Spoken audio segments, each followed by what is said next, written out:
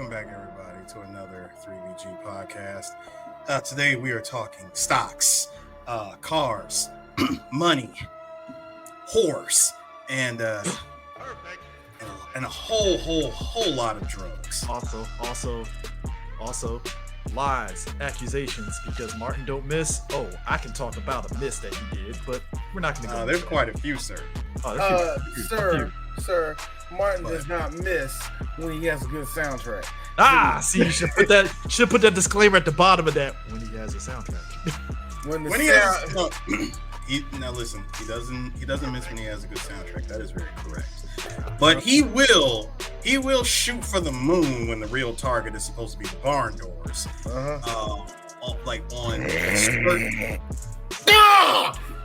On certain subject matters or certain moments that happen in said movie. Like, I would look at a scene and I'll say, "Ha, that never happened." Yeah. Oh yeah. Look, the actor snorted vitamin B tablets crushed to mimic cocaine. Dead ass. Yeah. Because method acting. That's what Martin wants. Method. Some lies. All that. Some of that was coke. So much like how Leo and Django called the character. Oh yeah, how he a nigga and cut her arm. It's like, he cut his own hand, and he kept acting through it. Leo. Get this nigga woman out here! I was like, oh shit, Leo, you really went method. Was it method? It definitely was, because I remember he did say, like, for damn near a week, he was terrified to say the word until, as a white person should. He was terrified to say it for damn near a week until he had a conversation with Sam Jackson, and Sam said, and I quote, "Nigga, if you don't just go ahead and say it." Thank you. That's some Sam Jackson shit. Like, bro, like just do it. The hell you do? This ain't Twitter, nigga. Fuck. He's like, we're here to work. Wait. What's wrong, guys? What's wrong? This motherfucker don't want to say nigga. He don't want to say nigga. He don't want to say nigga. Nigga, let him say nigga. Nigga, I know, nigga. Jamie Foxx, you gotta hurry up and do this movie. And some bullshit. We gotta hurry up and do this movie before Shout out to all y'all listening to us on Spotify and every other platform except YouTube, where this shit just got demonetized. How did it get demonetized? What we do? Not demonetized. Because we got to share 1 penny with somebody with YouTube, apparently. So no. Oh yeah. No, and I'm saying it because the new stupid rule at YouTube is you can't curse within the first 10 seconds of a video. Yeah, you cocksucker. There you go. How in the world? It's like the first 10 or 30 seconds of a video. Because apparently 5-year-old Billy in fucking Idaho is like, oh shit, 3 black guys saying nigga. I can't, my child's ears. Like, meanwhile, we're dealing with a chunk of the current generation of kids that just came out who think Jake and Logan Paul are the height of manhood because of y'all niggas. Tired of this shit. Apparently, Jake Paul's the greatest boxer ever. I'm like, go fuck yourself, kid. How about that? So while we here, Chris, I got a good question. Leonardo DiCaprio, how do y'all like this dude? Do y'all like what is y'all opinion on him as an actor? You know what I mean? I've liked Leo. It's weird. The first movie I saw him in was Eating Gilbert Grape, and I kind of went backwards and watched the thing with him and Robert De Niro. Was it This Boy's Life or some shit like that or whatever? Wow. I tripped over that movie not too long ago. Say thank you, Gilbert. Yeah, which Gilbert Grape is Eating Gilbert Grape is a very weird movie because the fat mom that was big to where she almost like broke through the fucking second floor of the house and shit because she was big, because she's fat, you see, yeah. Because fat. Yeah, exactly. That was like Johnny Depp, his older brother or something. Yeah, like his older brother who was trying to keep it together because he's the normal one out of the family and shit. And it's like he had like a relationship with I heard that millennial that don't know nothing about Johnny Depp. Johnny was normal. Yes, Johnny was. Yeah, Johnny was normal. It was my Johnny has had movies where he is normal. Like we've seen it. It's not like Johnny just got weird from day one. No, he's done movie roles where he's normal. That's a body only Hollywood would build. That type of crazy only Hollywood would build over time. You know what I mean? That and eventually the girl that you told your best friend, yo, she's the best thing that ever happened to me, man. Amber gets the best head, all that shit. She'll never do nothing nasty to me. But my thing with Leo, my thing with Leo was like, it was Eating Gilbert Grape, but it was really like two movies, Quick and the Dead and Romeo and Juliet. Romeo and Juliet at that time was huge because no. Let's pump one bigger break. I want everybody to laugh at Chris, who just pointed out what I would think is a pop classic at this point. You said The Quick and the Dead. Good Lord, Eric Christopher. Where did that come from? That's an AMC classic movie you just broke out. Yeah. But Romeo and Juliet was the one. Hey, Chris, Black Dog's my movie. First off, that's both of ours. Black Dog, Meatloaf, Randy Travis, dog. Come on, yeah. We're still going to do that but that's still a BAM episode waiting to happen. Hold on for a second. That's happening. I want people to understand. Randy Travis said, "I'm going to dip a toe in Hollywood," and just did that. I want everybody also know the follow up to that. He didn't fail. Yeah, he didn't fail. It was just he didn't fail. It's like, well, he did good with the script he was given. So it's like Romeo, but Romeo and Juliet. Which is funny because Harold Perrineau actually stole that fucking movie from all the white folks out of that film, which is hilarious in a way. It's like, damn, that black man just said, "Fuck all you white people, I'm taking over." Yeah. But Leo and Romeo and Juliet, that was huge. I would say Romeo and Juliet was probably bigger than him being in Titanic, even though Titanic was a huge movie. I think him and being Romeo and Juliet was what really skyrocketed him to like the moon and back and shit. More than anything else. The following movies. Not Titanic. Man in the Iron Mask. I love that movie. Decent movie. Like Man in the Iron Mask. Gangs in New York. I love that movie, actually. That's another Scorsese movie we will do in the future. Mm-hmm. And within the same year, the double whammy, The Departed and Blood Diamond. I didn't like Blood Diamond. Digi Mahansu stole that movie from Leo. He did stole the movie. He definitely stole the movie from him. Movie at all now, man. Like Leo tried to do a South African accent, and I'm like, bro, Leo, stop. No, but that's what made it so funny. He was unintentionally funny in that movie, and I loved it. I will take your cricket license if you keep. Listen, I'm going to be serious. No. Stop. Full stop. No shot. I mean it. When I go to movies, this is what sets me apart from all the other critics. No disrespect to any of our constituents, but what sets me apart is I go see movies to be entertained. It's 2 hours of my life that I'm giving up for to watch actors who got paid millions of dollars. To act in. Mm-hmm. True. The least that your movie can do is entertain me, and if I'm entertained by your movie, you get a solid pass from me. There was one. I'm sorry. But no, the other one, of course, like the GOAT, Inception. None of y'all, The Beach. The beach was cool, but I put The Beach right up there with Shutter Island. Shutter Island is one of the underrated ones. That's another movie that we're going to definitely. The plot twist of that one is the one that got me. I was holy shit. Look, nigga. That's another one that's on the level of the thing of I don't think nobody's wrong, but I think everybody's theory is wrong. You know what I mean? So, but yeah.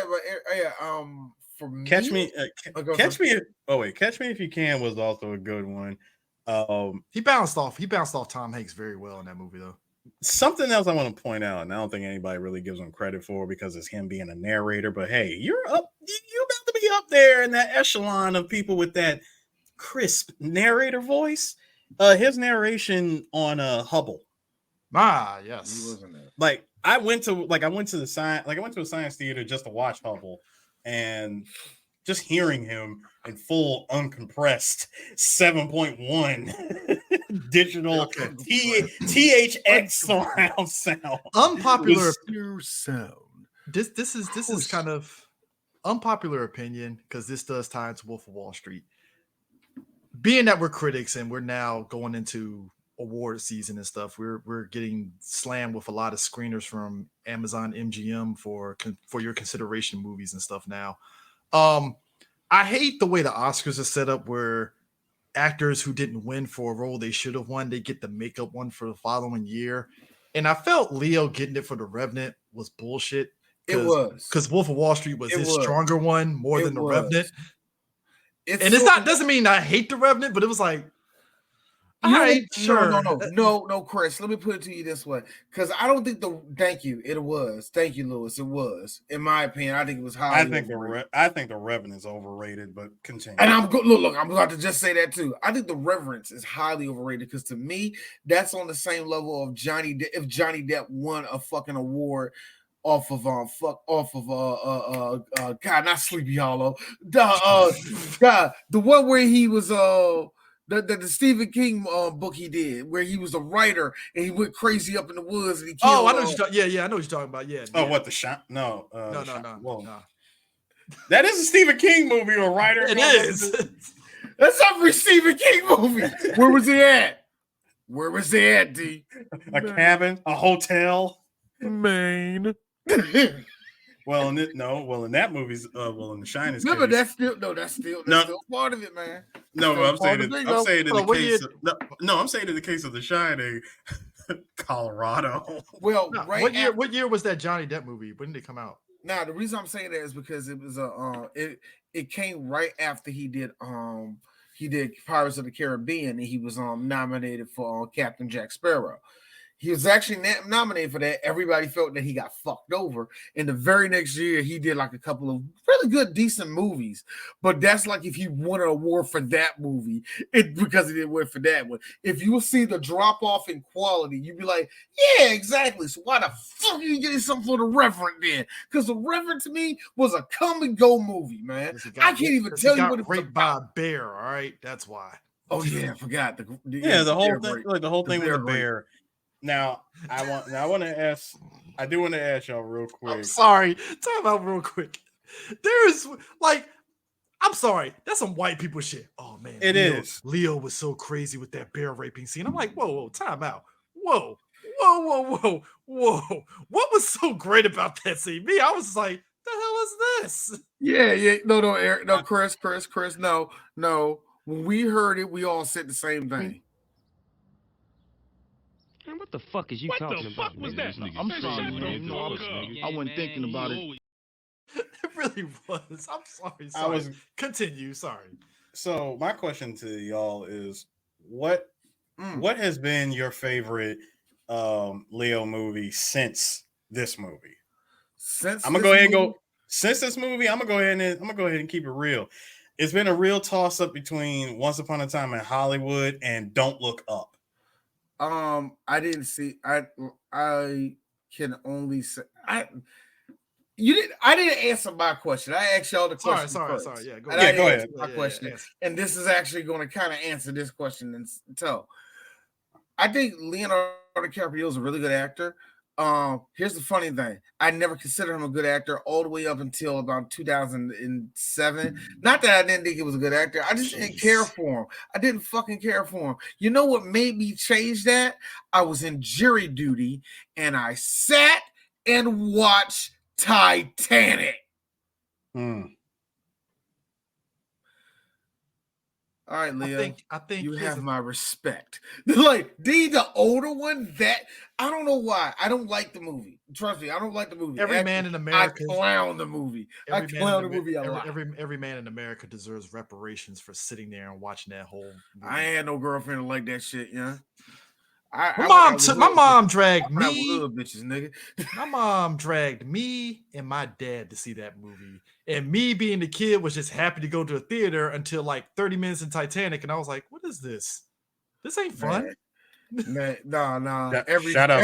Shout outs to everyone who had that movie on VHS, the double VHS. Man, bro, with the intermission. Yo, shout out to no, I forgot. Ooh, my friend. I'm sorry, dude, real quick. This is also some Metal Gear shit where it's time to change the tape. To be there. No, you had to be there. Screen goes black and Hideo goes in the corner. Oh shit, we gotta switch out Titanic. No. Listen. You do not change the tape until they found out oh shit, this is how much damage the iceberg did to the ship. I'm like, okay. So everybody's in the engine room having that coming to Jesus moment of, oh, this shit's going down. Fade to black, change the tape. Like I said, it's on some. It's literally it was literally on some. If we make it through this, I'll tell you. And then when it got to DVD, hey kids, there was a time where there was a war going on, full screen or widescreen. If you were full screen, you're a fucking commie. All right, sorry, you're a goddamn commie. Who gets full screen? Who gets nobody? All them full screens of Lord of the Rings just sitting on the fucking damn shelf at Walmart. Like I said, do you know how would you survive if you had a bear take your ass? Yeah, it was a big ass Bible. That was the brick. That was the real brick. That was the brick. Hey, look. Okay, so here's the thing. That whole thing was a point of contention. Mm-hmm. It's a point of contention, but some people say it's not far from it. It's not like Bruce Lee was an asshole. He was arrogant. Don't get it twisted. I mean, if you were a guy like that, he was very arrogant, and you understand why. So it wasn't a far stretch that he would, So I get it, but it's like, and a lot of people don't also bring this up. And we don't worry, it's on. That's a movie that's on our Tarantino spin the wheel list. So yeah, we don't know if we're gonna do that next, whatever. But anyway, but that being said, I do find it very funny how people that really know Bruce Lee is like, that's very plausible. Yeah. Like, it's a very fucking plausible he did. And what gets me is these people that just got this idea that, Bruce Lee was Jesus and shit. And, nobody also don't figures in that Bruce Lee didn't like it when white boys upstaged him. He fucking hated it. And you understand, let's be real. It's still the 1960s. It's understandable. Xenophobia was a thing, so I get it. Like, it ain't like. Let me tell you something. Bruce Lee better be look. Jackie Chan better be glad that he ain't allowed to see how Benny the Jet outran his ass in that motherfucking movie. Bruce Lee would have let that white boy embarrass you like that and that shit. With Leo, it's two things. It's Once Upon a Time in Hollywood and recent Killers of the Flower Moon. That's my two. Okay, I gotta, but it's like this with Leo. To me, and this is actually answering my question, Eris. To me, he is this flat board of, I know exactly what the fuck I'm going to get out of this dude. He's going to go for his performance no matter what he's going to give me. It's just like, what's his likability with me? I can take him or leave him. That's the weird thing with me. I can take him or leave him. I really don't care. Like, oh shit, Leonardo DiCaprio did it. Only reason why I popped for Killers of the Flower Moon was because it was Leo. It was Robert, it was Martin, it was a whole lot of motherfucking Native Americans. And I'm like, oh, let them cook. So I'm excited for the whole thing that comes around it, because Leonardo, if you're going to have like a chess piece to a perfect game of cinema, he's a good fucking chess piece. Really good chess piece. He's worth the 16 million up front that you're gonna have to pay him. Okay, he's worth that. I remember the rollout for Wolf. And he's worth the 22-year-old you're gonna have to sacrifice until he's done with her at 25. I would say remember for the 3 years he's gonna have with her. Yeah. I remember the rollout for Wolf of Wall Street. It was right around time. What was the Kanye West album that came out? It was was it My Beautiful Dark Twisted Fantasy? I'm about to say, was it Dark Twisted Fantasy? Yeah, My Beautiful Dark Twisted Fantasy. Yeah. The song off that album, they used it for the trailer for the first trailer for Wolf of Wall Street. And I was like, this looks pretty good. Like, okay, all right, I can dig this. This is pretty wild stuff. All right, I'm in. And then finding out that this is based off a true story, and I was like, really? Okay. And then as you keep going down the line, it's like, oh, this is going to be good. Because the best thing about these type of films is, depending on what the story is of what happened to that person, even though you know the ending, you're more so intrigued on, well, how did we get to the end point here? Where did it really go to shit? That's the entertaining aspect of this film, is where did it go to shit? I think But here's the funny thing. For me, it's not so much where did this movie go to shit. It's for me, it's always, where do you end this movie? And that's what it is right there, Eris. Because the one big mistake a lot of these biopics do is that they say, where's the downfall? You don't do no type of build-up, not even just the build-up to their success, but you don't even set up the way they're going to trip up and fall down the stairs right. Hi, you know what I mean? Compton. Oh, man. I will never forgive that motherfucker for making Dr. Dre look like a Jesus. I'm like, he beat the shit out of D Bars, put it in the goddamn movie. I'm sorry, I'm not saying I want to see Notorious got the same problem with me. Notorious has the same problem. I had the same problem with Notorious. I have the same problem with that guy named Bob playing a dude named Tupac Shakur. Okay, Chris, look, CJ, I understand your anger. I understand how you feel. Unfortunately, we had to wait for a Lifetime movie to give us the real. And it sucked because it's like we take the piss out of Lifetime movies because it's an ongoing joke with us as Black folks. So it's like we should take it seriously, but we can't because it's Lifetime. So it's like, fuck. Nah.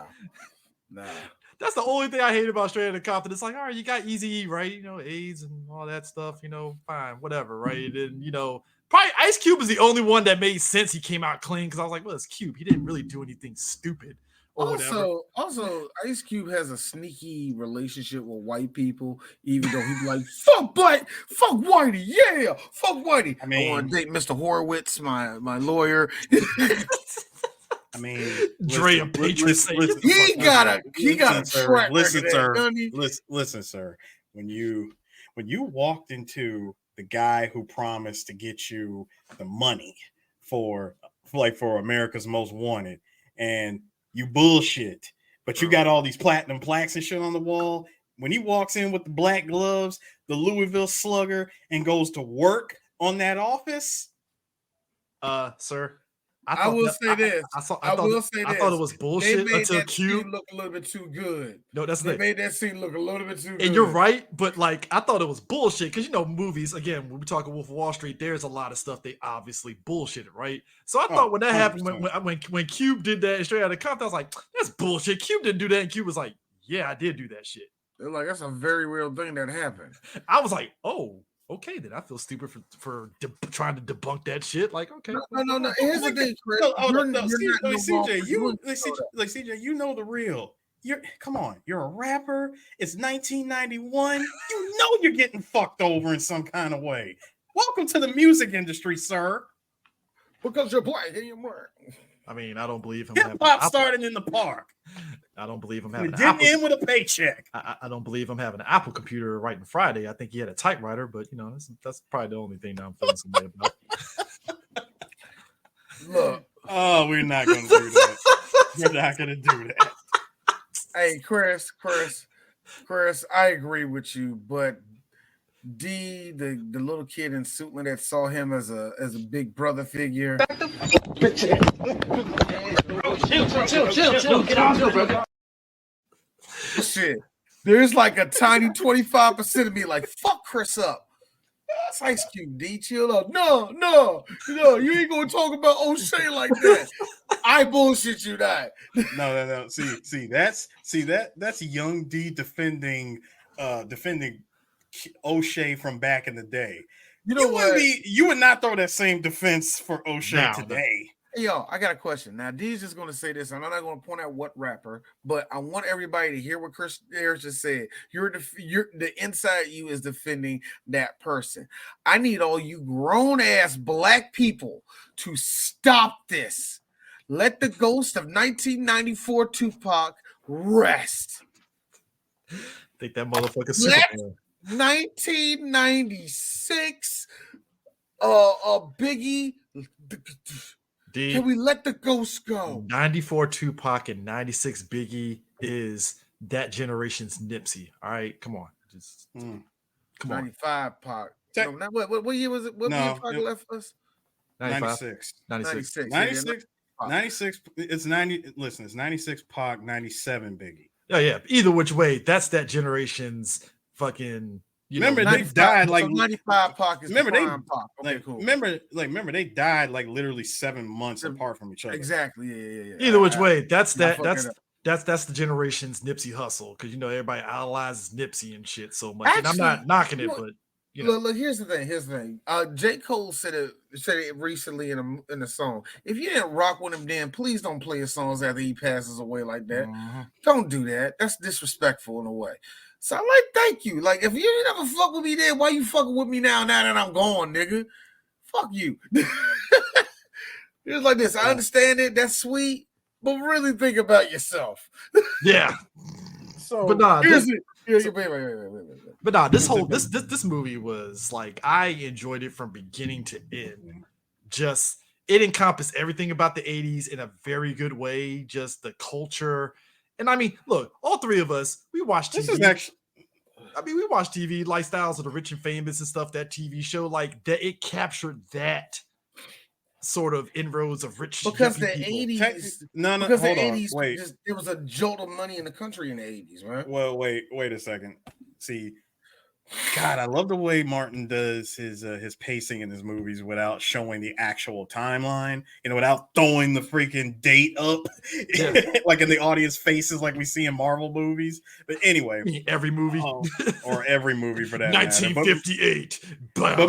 But more so Marvel movies. But anyways, the 80s, and I would say the 80s portion of this movie is like honestly about the first 10 minutes, because once Stratton Oakmont becomes like boom, like set in stone, and here it is.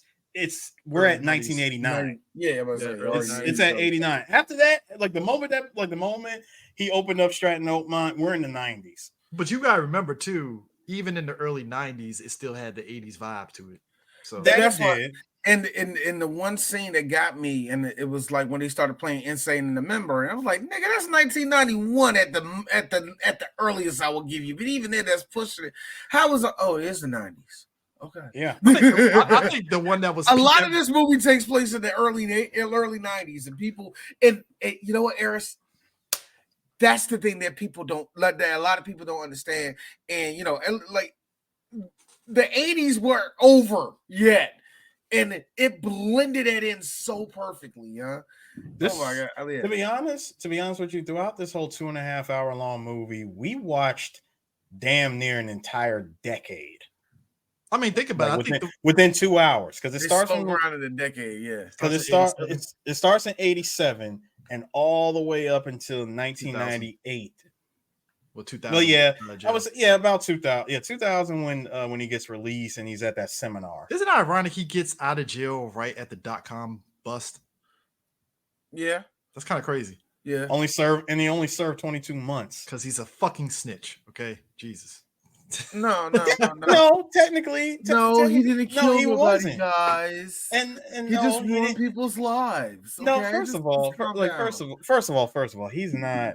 You can't even call him a snitch when he tried to tell. Super bearing the lead here when he tells Donnie by sliding the freaking note under the napkin, "Do not incriminate yourself. I'm wearing a wire." Which I still want to know, how the hell did that FBI agent get a hold of it? That's a plot line. That is a plot hole right there. Donnie snitched. I'm like, you think Donnie snitched? No. See, here's the thing. God, again, bearing the lead. There was a part in the movie right before all that happened, before he did the whole thing with the wire, when he was telling his wife Naomi what he would have to do. He says, unfortunately, the part that really bums me out is I would have to give up information about my friends and yada, yada, yada. Well, you said yourself, there's no friends in Wall Street. Yeah, that's true. But, there's some silver lining to that. He said, but the way that this whole thing is going, it's possible that everyone's going to have to give up information of some kind anyway. Mm-hmm. So by saying that, because the way that he said it is kind of he says it and then you forget it, right?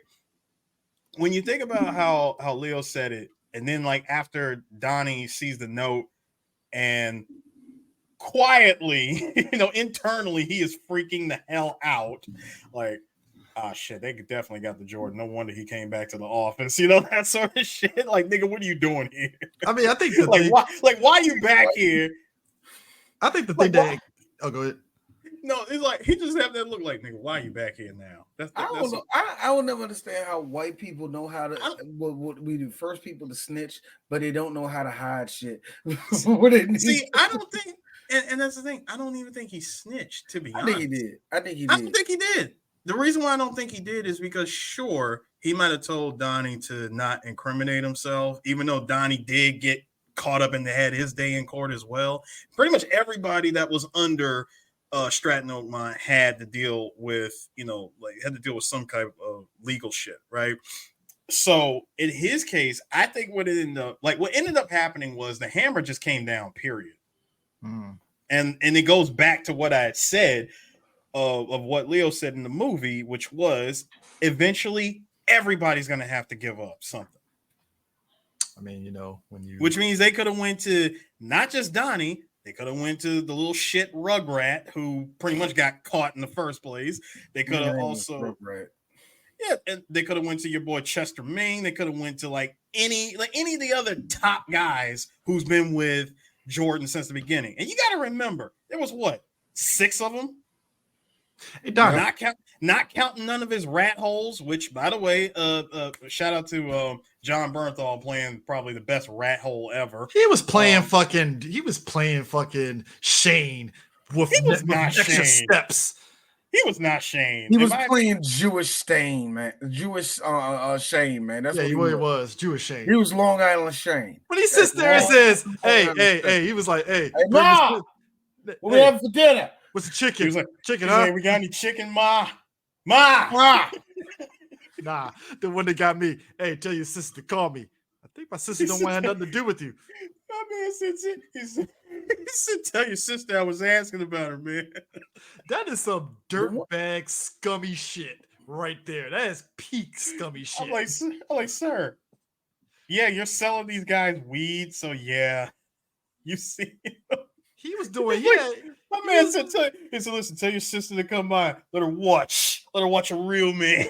Out here doing nigga shit like lifting weights in the backyard. Because all those white people in Long Island kicked out all the niggas and then immediately try to act like them. Oh my God, a full fucking bench in the fucking backyard. I'm like, bro. Hey, Ma. Still living in mom's basement. It's like they're trying to buck the trend of the guy that still lives with his mom because he lifts weights and shit. So somehow you. But no, those dudes are the stereotype, man. But yeah, so hey Donnie, sorry, continue. No, I'm just saying. So the movie basically just starts off with we seeing anytime it's see, look, here's the thing. When the movie starts off with somebody getting a blowjob, everything is going to go one direction. It has some. Look, man, it's gonna go exactly where you think it's gonna go. Batshit and all the rest of that. There's a little bit of a proness that comes from getting hit while driving. Sir, no, we don't get started off with a simple blowjob. No, I think y'all need that. No, shut up. We are not starting off with that. We're starting off with probably the best thing that you could possibly start in a Martin, like in the Scorsese movie. Yeeting a little person into a dartboard. You did and then pausing midway and going, my name is Jordan Belfort. Not him, me. You said the most politically correct name. Good on you, sir. Good on you. Hey. And because D respects good filmmaking, and I know the era very well, so can I get away with it? No, but I am going to get away with it because it's my show. Yeah, these fucking midgets are fucking amazing.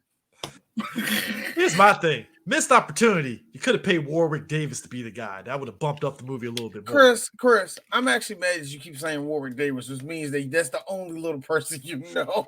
I mean, what, Tony? Was it Tony, the other dude, the black guy?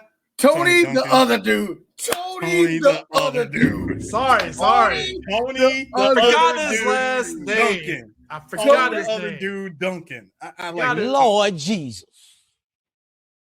No, that'll forever be his name. Tony the other dude, Duncan. Boy. Him and Warwick Davis are the only two I remember from Willow. I don't remember the other ones. I'm sorry. Think about it.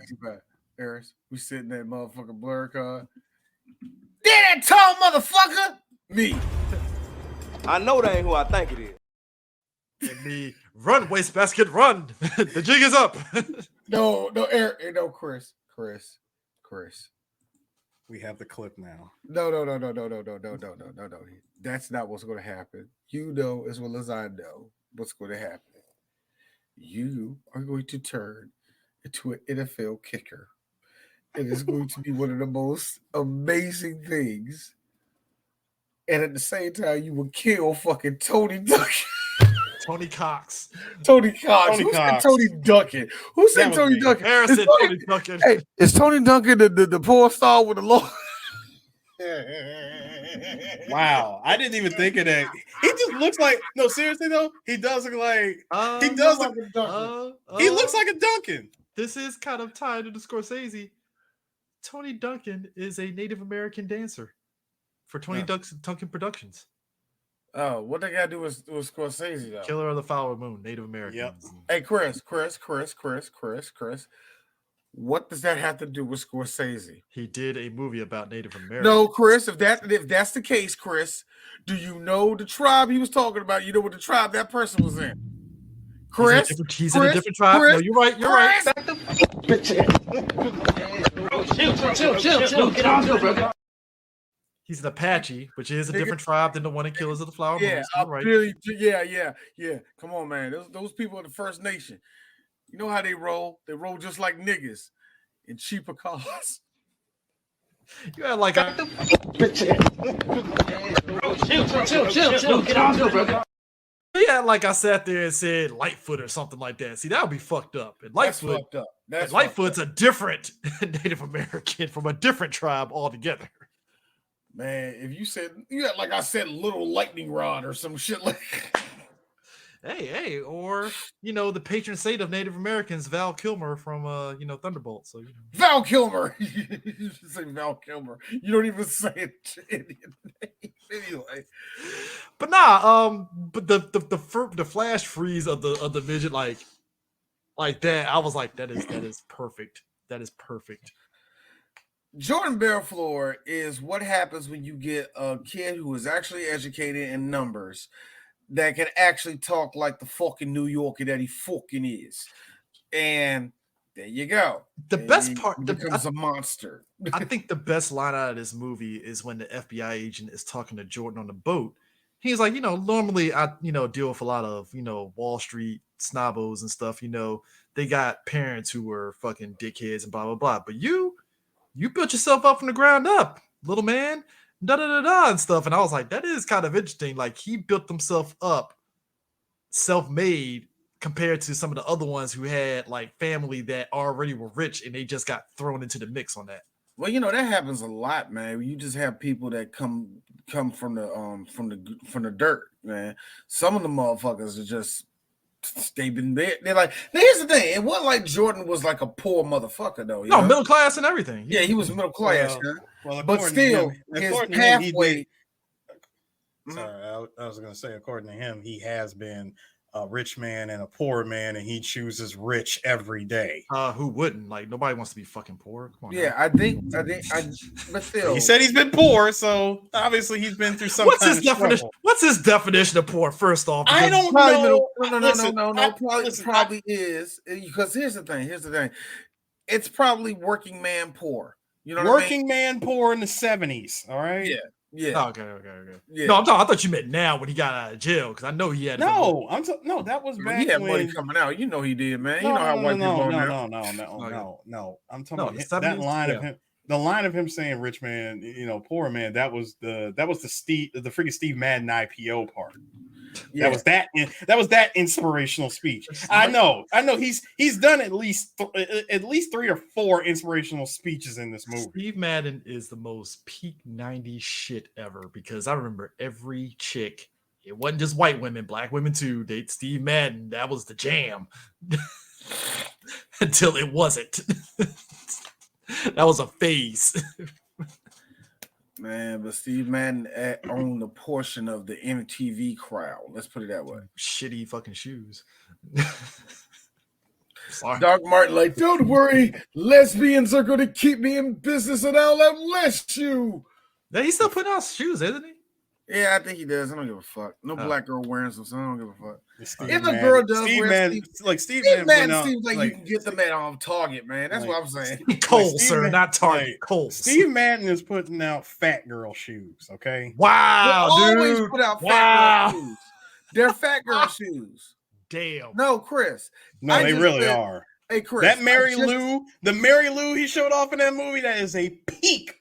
I fat wish you girl just shoe. said Lane Bryant. At least then it's like, all right. No, that's Chris. respectable. No, Chris. You saying Lane Bryant is slapping big girl's face? That really is. Yeah, Is because it- ain't is no, it? because ain't no big girl gonna pay them fucking prices. Stop saying that shit, nigga.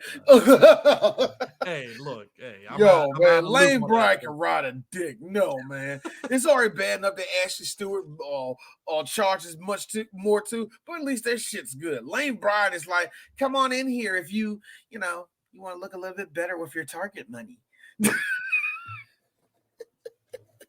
We're still gonna charge you more for this fucking bra. It's gonna be $40 fucking, bitch. Come on, your titties need it. You know you do. That's how they get them. That's how they get them. Even more than AliExpress. It's hard to deal with corporations versus online corporations. Yeah, Fair enough. it's different. Brick and mortar versus online. I mean, AliExpress, you can't burn down AliExpress, but you can burn down a Lane Bryant. So you're right. But the point is, I don't know where the fuck I was at because you brought in the Lane Bryant shit. Anyway, No. Now hold on, wait. Check this out, y'all. So much like Jordan, Steve went through the same thing. Really? Huh? What happened? Except here's the difference. Unlike Jordan, he took the deal.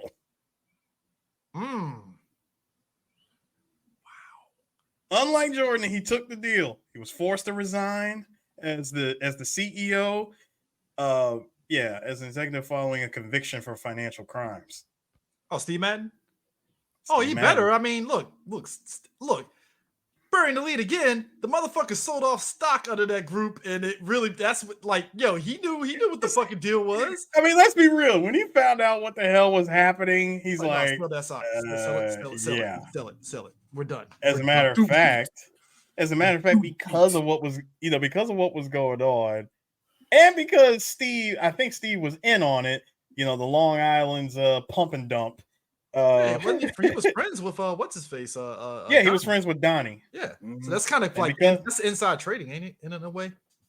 Oh, dude, it's super Kinda. insider trading. No, it's not kinda. That is 100% insider trading. Well, you got the good fucking lawyer. You can kind of get right that off. No. Do each other in high school. It's not even just. No, hold on. It's not even insider trading, because insider trading would be the motherfuckers that are actually doing the trading on the outside of the firm. Instead, what this was, Chris, was stock manipulation. Yeah, that's what it is. Yeah, stock manipulation. You see, people, stock manipulation is something that happens when you don't give a fuck what's going on. I tell you what, I did some shit and I'm in fucking jail. I like when movies do that. He did that a couple of times in this film too. No, because it's one of Here's those what's- things where they do that, where the person will address the audience, and it's like some highbrow shit. You know, the everyday audience is not going to get. Notice the only time he did that is when it got to the high numbers, and also when it exposed the business of how he does his fucking greed shit. He was about to tell you the blueprint of how he gets away with doing a fucking crime. He goes like, "You don't give a fuck." Hold on.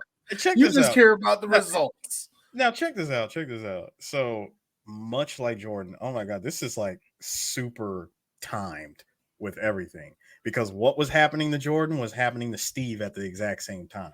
So get this: June 2000, class action lawsuit was filed against Madden for issuing materially false and misleading statements during a class period. It's a settlement of $9 million was reached in 2004.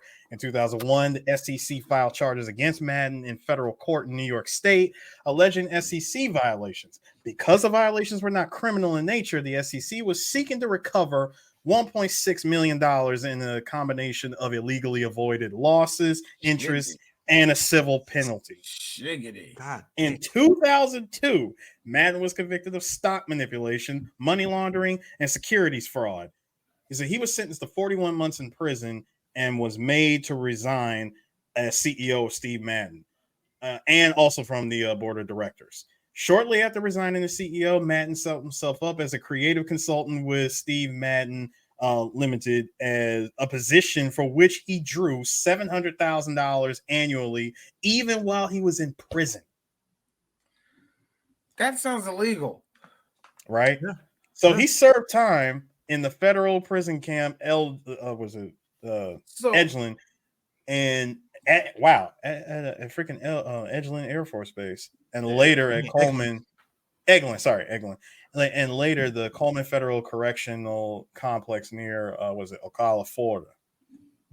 He was released in April of 2005. Dear God. In which he attended a New York City halfway house. Wow, like that's amazing, man. That's fucking amazing. And he had to stay in that house for 60 days. After his release from the halfway house, he was restricted to home confinement for a while. Again, much like what happened with Jordan, the damn near same thing happened to Steve. Now here's the thing. To go from your first day on this at LF Rothschild as this bright-eyed, fresh into the fold here, you have Mark Hanna, played by Matthew McConaughey, as your mentor and stuff, right? And then as soon as you about to get started, boom, Black Monday hits. Now, if I remember correctly, in that movie Wall Street with Charlie Sheen and them, didn't that movie end with Black Monday? I can tell you, to be honest with you. It's actually been a while since I've seen Wall Street. But Black Monday was a big fucking deal in 87. Like, that was like, yo, motherfucker, rich people were like losing their fucking minds, which rightfully so, because a lot of people lost a lot of money. Yeah. A ton. Bruh, the stock exchange went down by 500 points. Bruh. And it was so funny. And you got, think about it, guys. You've been in a job for a few months. You're making the most money you ever made in your life. You're doing coke. Hey. Your wife doesn't know you're fucking behind the back yet. It's perfecto. It's all good. That sucks. That sucks. But luckily, you're white and you can talk, and you still had a good job before this, so you can do something. I like how he went from an office building. Hey, you have drinks with the boss, and you having everything you want, all this. You look at the car, look, you see the car you got out there? You're doing good, young man. You're going places. And you now in front of a motherfucker, you represent a Radio Shack and a motherfucking at a motherfucking adult video store. Radio Shack, holy shit. Oh God, man! Hey, kids don't know about Radio Shack. Listen, what I liked about Jordan's his beginnings on Wall Street was him just learning the business from the beginning, just being in that pool of wolves. Like everybody is just cussing out everybody over the phone. I want 2 absolute martinis, and then Yes. about 7 minutes later, give me 2 more. Give me 2 more.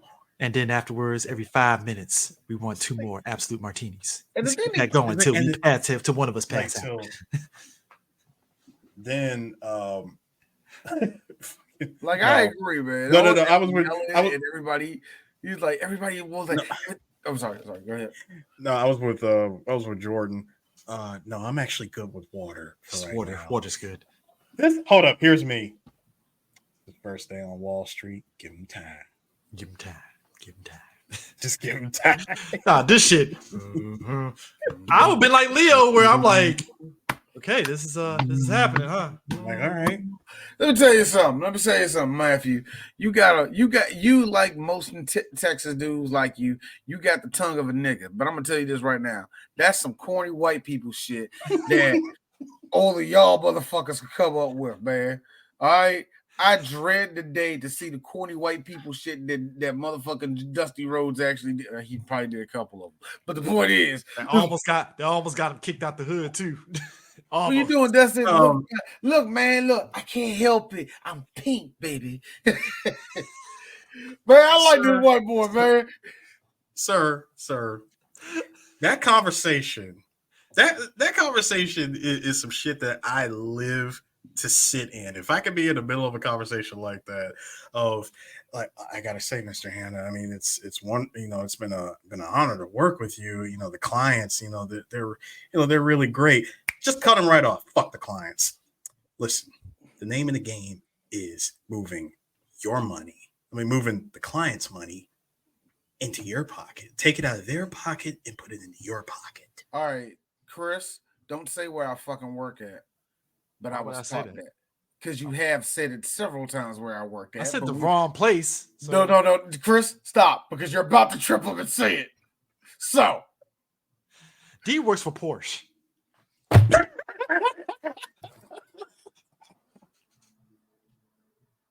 I would have. Did I just catch you having fun?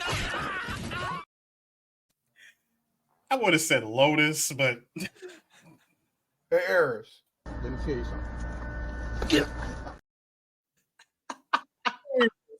4 years. I was told. Well, I think if we do that, that will fuck that shit. Fuck them.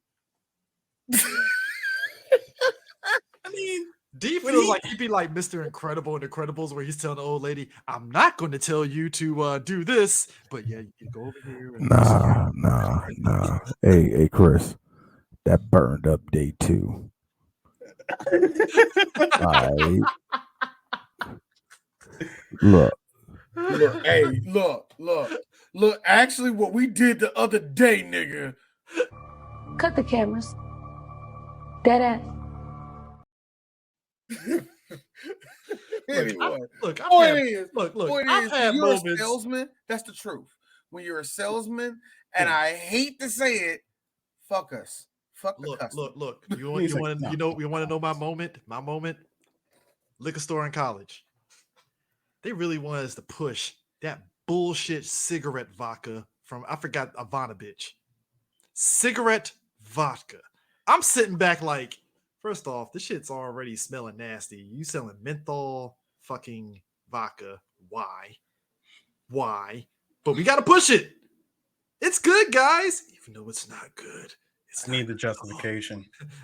Mix it with something. It'll take the edge off at least. Like, I need the justification. Sales. Because one of my coworkers, dumbass, was like, got basically, he got duped into doing it from one of the salespeople. If it was me doing the order, I'd be like, nah, we're not doing that. No, I'm not ordering that shit at all. Period. Like, why?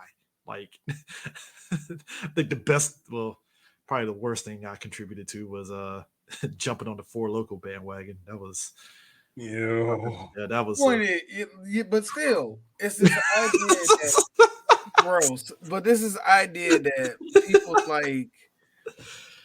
I hate that the 1950s lied to so many people and people think it's the standards. The customer is always right. The customer. Let me tell you something. Fast forward to 1987. Fuck the customers. Let me Fuck tell the you client. something. Let me tell y'all something right now. Customers and clients, and we're all customers and clients for somebody. Let me tell you something. We are all fucking retarded. All of us. All of us are stupid. We are stupid human beings. Okay, talking to all of us. talking to every customer, dumbass customer at the video store and liquor store. Let me tell you something. Oh yeah, that was a thing. That was a thing. I was like, Chris was using post Roots Alex Haley finger. Like it's one thing. It's like okay, we all have moments of okay, we ask dumbass stuff. It happens. I can excuse that, right? I can excuse it. It happens, right? But when it's like obvious stuff, and I'm just sitting back like, did you really just? Oh God, why? Hey, Why? Examples of dumb questions. One in particular. What do you mean there's no ice? You mean I gotta drink this coffee hot? No, more like, how much liquor is in Bacardi 151? It's on the bottle. It's 150. I give you one. I give you one. I give you one. Like, hold on, let me help you out there. Right there. Right there on the bottom. Right there. Anybody has done any level of retail, you all know this. When it's been a long day, customers have been thinking they know more about your job than you do. When they're messing up terms and all that, and you get that one customer that gets everything right and goes through everything quickly, and you cash them out in under 30 seconds. This feeling. Finally! What if you are functional? What if you woke up and said, I'm not going to be the person that thinks I control the universe? You're just like that feeling. Oh. And you kind of like Wall Street. but that's the thing. That's why it's like number one, I couldn't see myself working on Wall Street because it just feels like you got to go to next level scumbag shit. Let me tell you something, Wall Street in the 80s. Especially in the 80s. You want every single part. If I could take some of your time, let me tell you, this is a brand new, big time tech company coming out of the Midwest, and it is on the verge of being big. Nigga, I paused the movie when I saw that shit. I was like, bro. Hold on. Let me lower this banner. Awaiting imminent patent approval.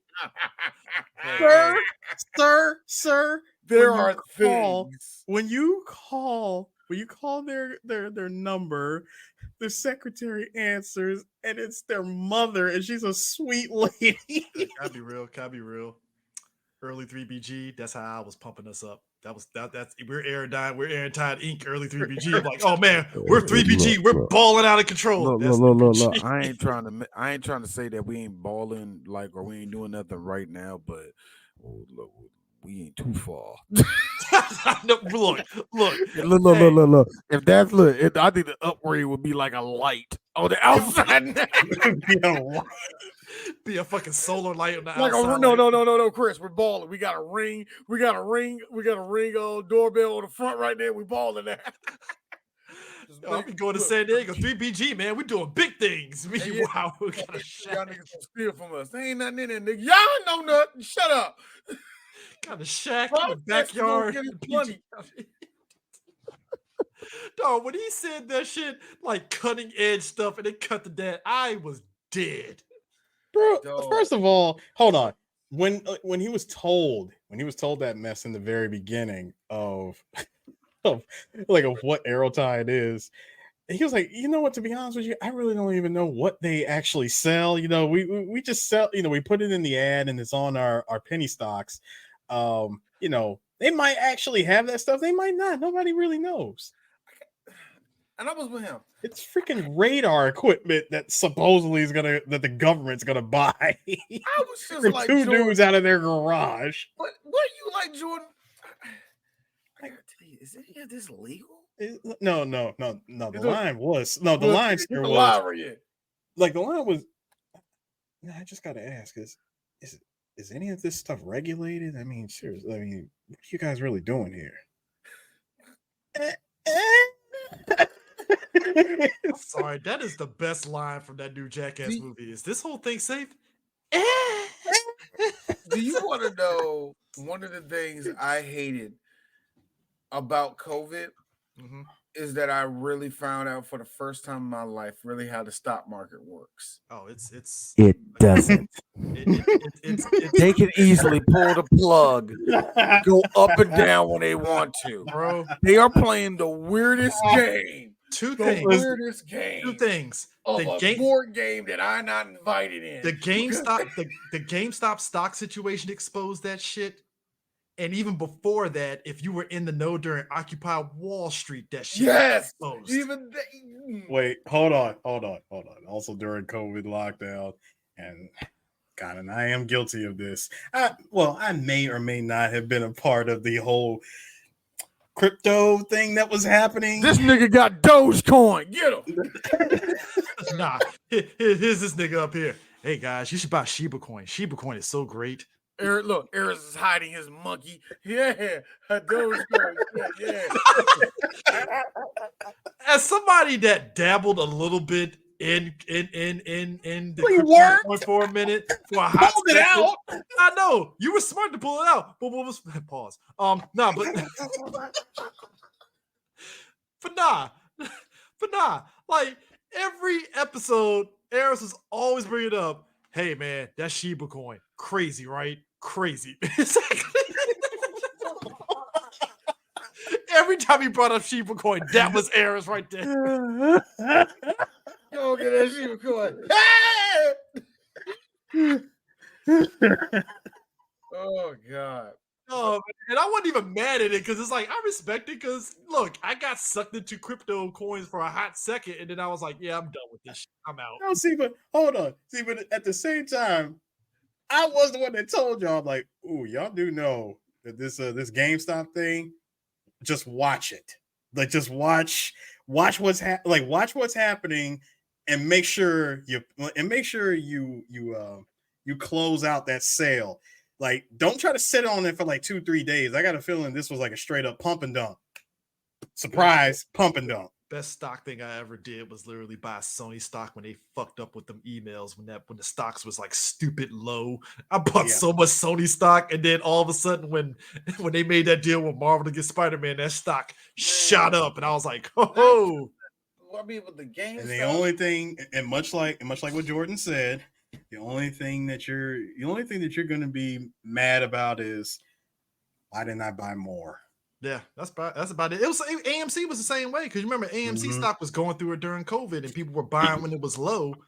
And it's like once it went up, if you didn't cash out then, you were just kind of stuck with, Oh yeah, you were pretty much stuck. Hopefully breaking even, because let's be real, even though we're back to going to the movie theaters, a lot of people got that look on.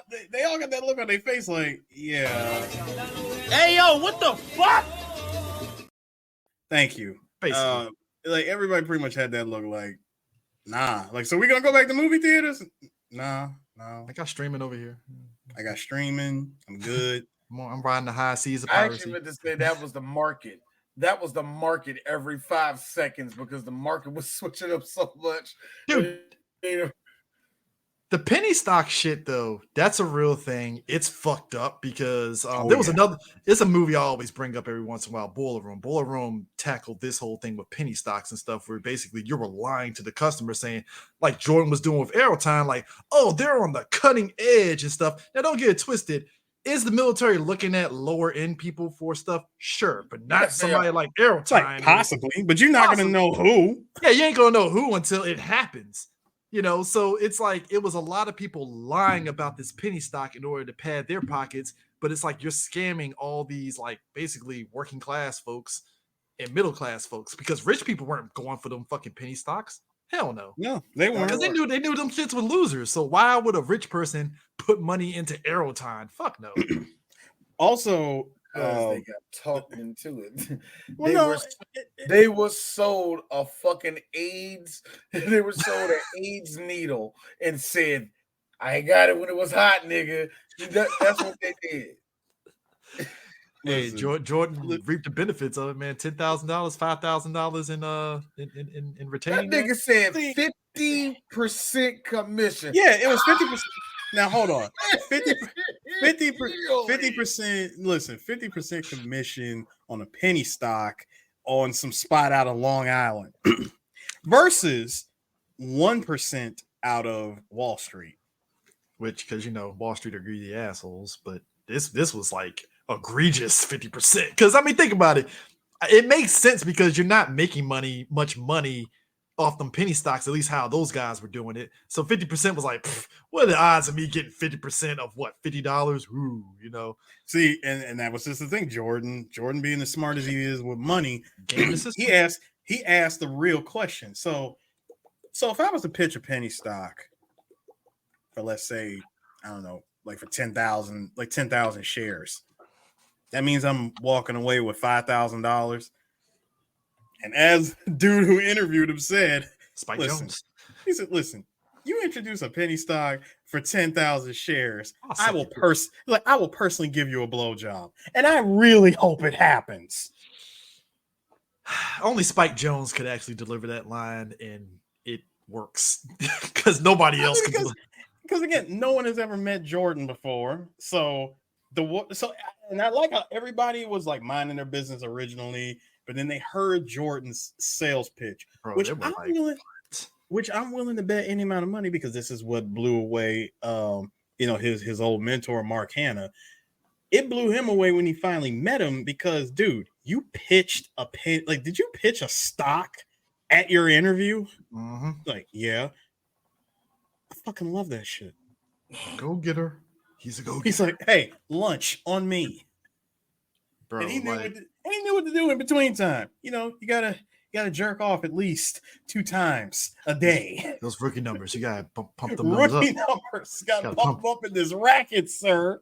Bro, like the rise of, after that moment where he bullshitted his way through that penny stock thing, and seeing the rise of like, oh shit, we're getting a little money now, he got a full jag. And then he meets Donnie, who, I gotta be honest with you, I know he's based off a real person, but that reeked of Rudy Giuliani bullshit. Donnie married his cousin. That's that white people shit. Sorry. Again. Married his cousin. And I was laughing because I like how he says, I heard a crazy rumor, just crazy. You married your cousin? So hang on. First of all, let's talk about the interaction of how this meeting of, no, not the teeth. I'm getting to the teeth, but I'm talking about this meeting of how, let's be real, me and D met. Okay. So what kind of car is that over there? It's a nice car. He's like, yeah, man, it's a real nice car. Like, what do you like? So what are you like? Oh, I'm a stockbroker. Children. I mean, I said children's furniture. Oh, okay, all right. I mean, it's just really throwing me off here because we live in the same building. Like, what floor are you on? He's like, on the 17th. I'm on the 4th floor. You ever see me like a couple of times? 2 little kids, the ugly wife, that sort of thing. So anyway, he says, no, I'm just just confused because I see you got the nice car out there, and I just gotta know, how much money do you make being a stockbroker? I do pretty good for myself, about $70,000. Get the fuck out of here. Get the fuck out of here. Like, no, I'm serious. No, I'm serious too. Seriously, how much money do you make? I just told you $70,000. You made $70,000 last month. Mm-hmm. Yeah. All right. I tell you what. You show me a pay stub right now for $70,000. I'll quit my job. I'll quit my job. Come work for you. Open up the briefcase, pulled it out. There you go. Bro, when he got on, they cut to him on the payphone. I was fucking dead. I love it because he's like, my man just looked at the pay stub and said, "Hey man, how's it going? Yeah, it's all good. Hey, check this out. I quit." It's like, and he did quit, which I thought was a little odd because, first of all, he had these super phosphorescent white teeth, and then he wore these these weird glasses just to make him look extra waspy. The teeth gave off very Inspector Gadget, evil Inspector Gadget vibes from that right? movie. Just like, what the fuck are we looking at there? Like he looks like he works for Mad. Mad Magazine, guys. No, not Mad Magazine. I'm talking about the Mad Gang from Inspector Gadget. Oh, yeah. I'm about to say, I was like, Mad Magazine, the guy, that's crazy. No. See, I wanted to know if this was really true about, since Donnie Azoff is actually based on Danny Porish. Oh, he was pissed. I remember there was news. He was super pissed about the movie. My thing is this, what gets me? And he threatened to sue, just because of how the movie, depicted him. Depicted him. He was never going to win that, but it always wiles me out how some of these people be suing movies because of how they're done, how their characters are portrayed. And I'm like, okay, here's the thing. Unless they really portrayed you egregiously, can you really be mad at how they portrayed you, dog? You did marry your cousin. You were a bit of a dickhead. Like, the fuck? Like, come on. Like, what are we talking about here? I mean, let's be real. That's funny. So, yeah, they got married in 86, which he was married to his cousin. They divorced in 2000. Of course, he went to jail. No woman wants to be with a guy that goes to jail. That nigga, you know what? That's a weird thing that Jewish guys in New York kind of do. Or it's like a New York thing. It's weird. I only know people from New Jersey. Yeah, marrying their cousins. Like, I thought that was just a white people thing, Look, I heard when I see from white people, I see in New York, Jersey, in like Pennsylvania and that down area. south. But that's good just because where I'm from, man. I ain't see it down south, man. I think down south is another batch of no. Nah, it's not married. It's just fucking. All right, look. First off, to anybody that got cousins that are fucking each other, I feel you. This sucks, man. All right. To all black people that know y'all got that in your family. This sucks, man. This is at black folks. That family reunion be awkward as shit, and we be talking cash shit about you in your face. And I said it before on one of our shows. I know he not in that car with. That's his cousin. He nasty. Yep. We talk about cousin. Then when the whole family finds out. Run, wastebasket, run! First off, I don't even know if we're ever going to touch Deliverance, to be honest with you. Maybe. No, I'm not touching that one. Yeah, you're muted. No, a BAM episode maybe, but that's still in the low teens. That's Burt Reynolds, even though that's Burt Reynolds. Listen, we will do Gummo before we touch Deliverance. That bullshit. You know what? Gummo makes sense. You want to do Gummo? I said before we do that. That's how far.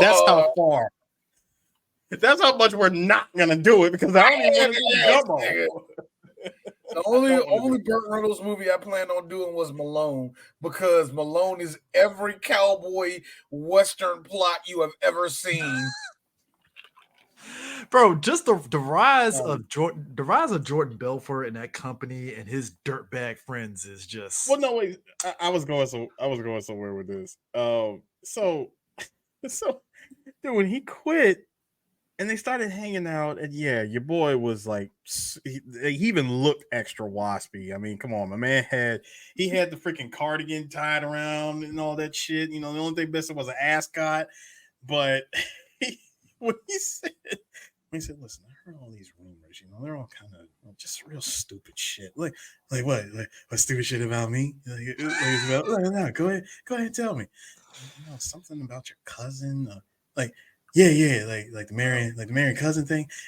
Yeah, I married her. Yeah, she's my cousin. She's she's the daughter of my father's cousin's sister's wife or some shit. The way he said it, I'm like, bro, there's no version. There is no scenic route possible that's gonna take me on the road of okay, I can see that. Here's the only way, and I'm saying this is the only way. Okay, she my cousin.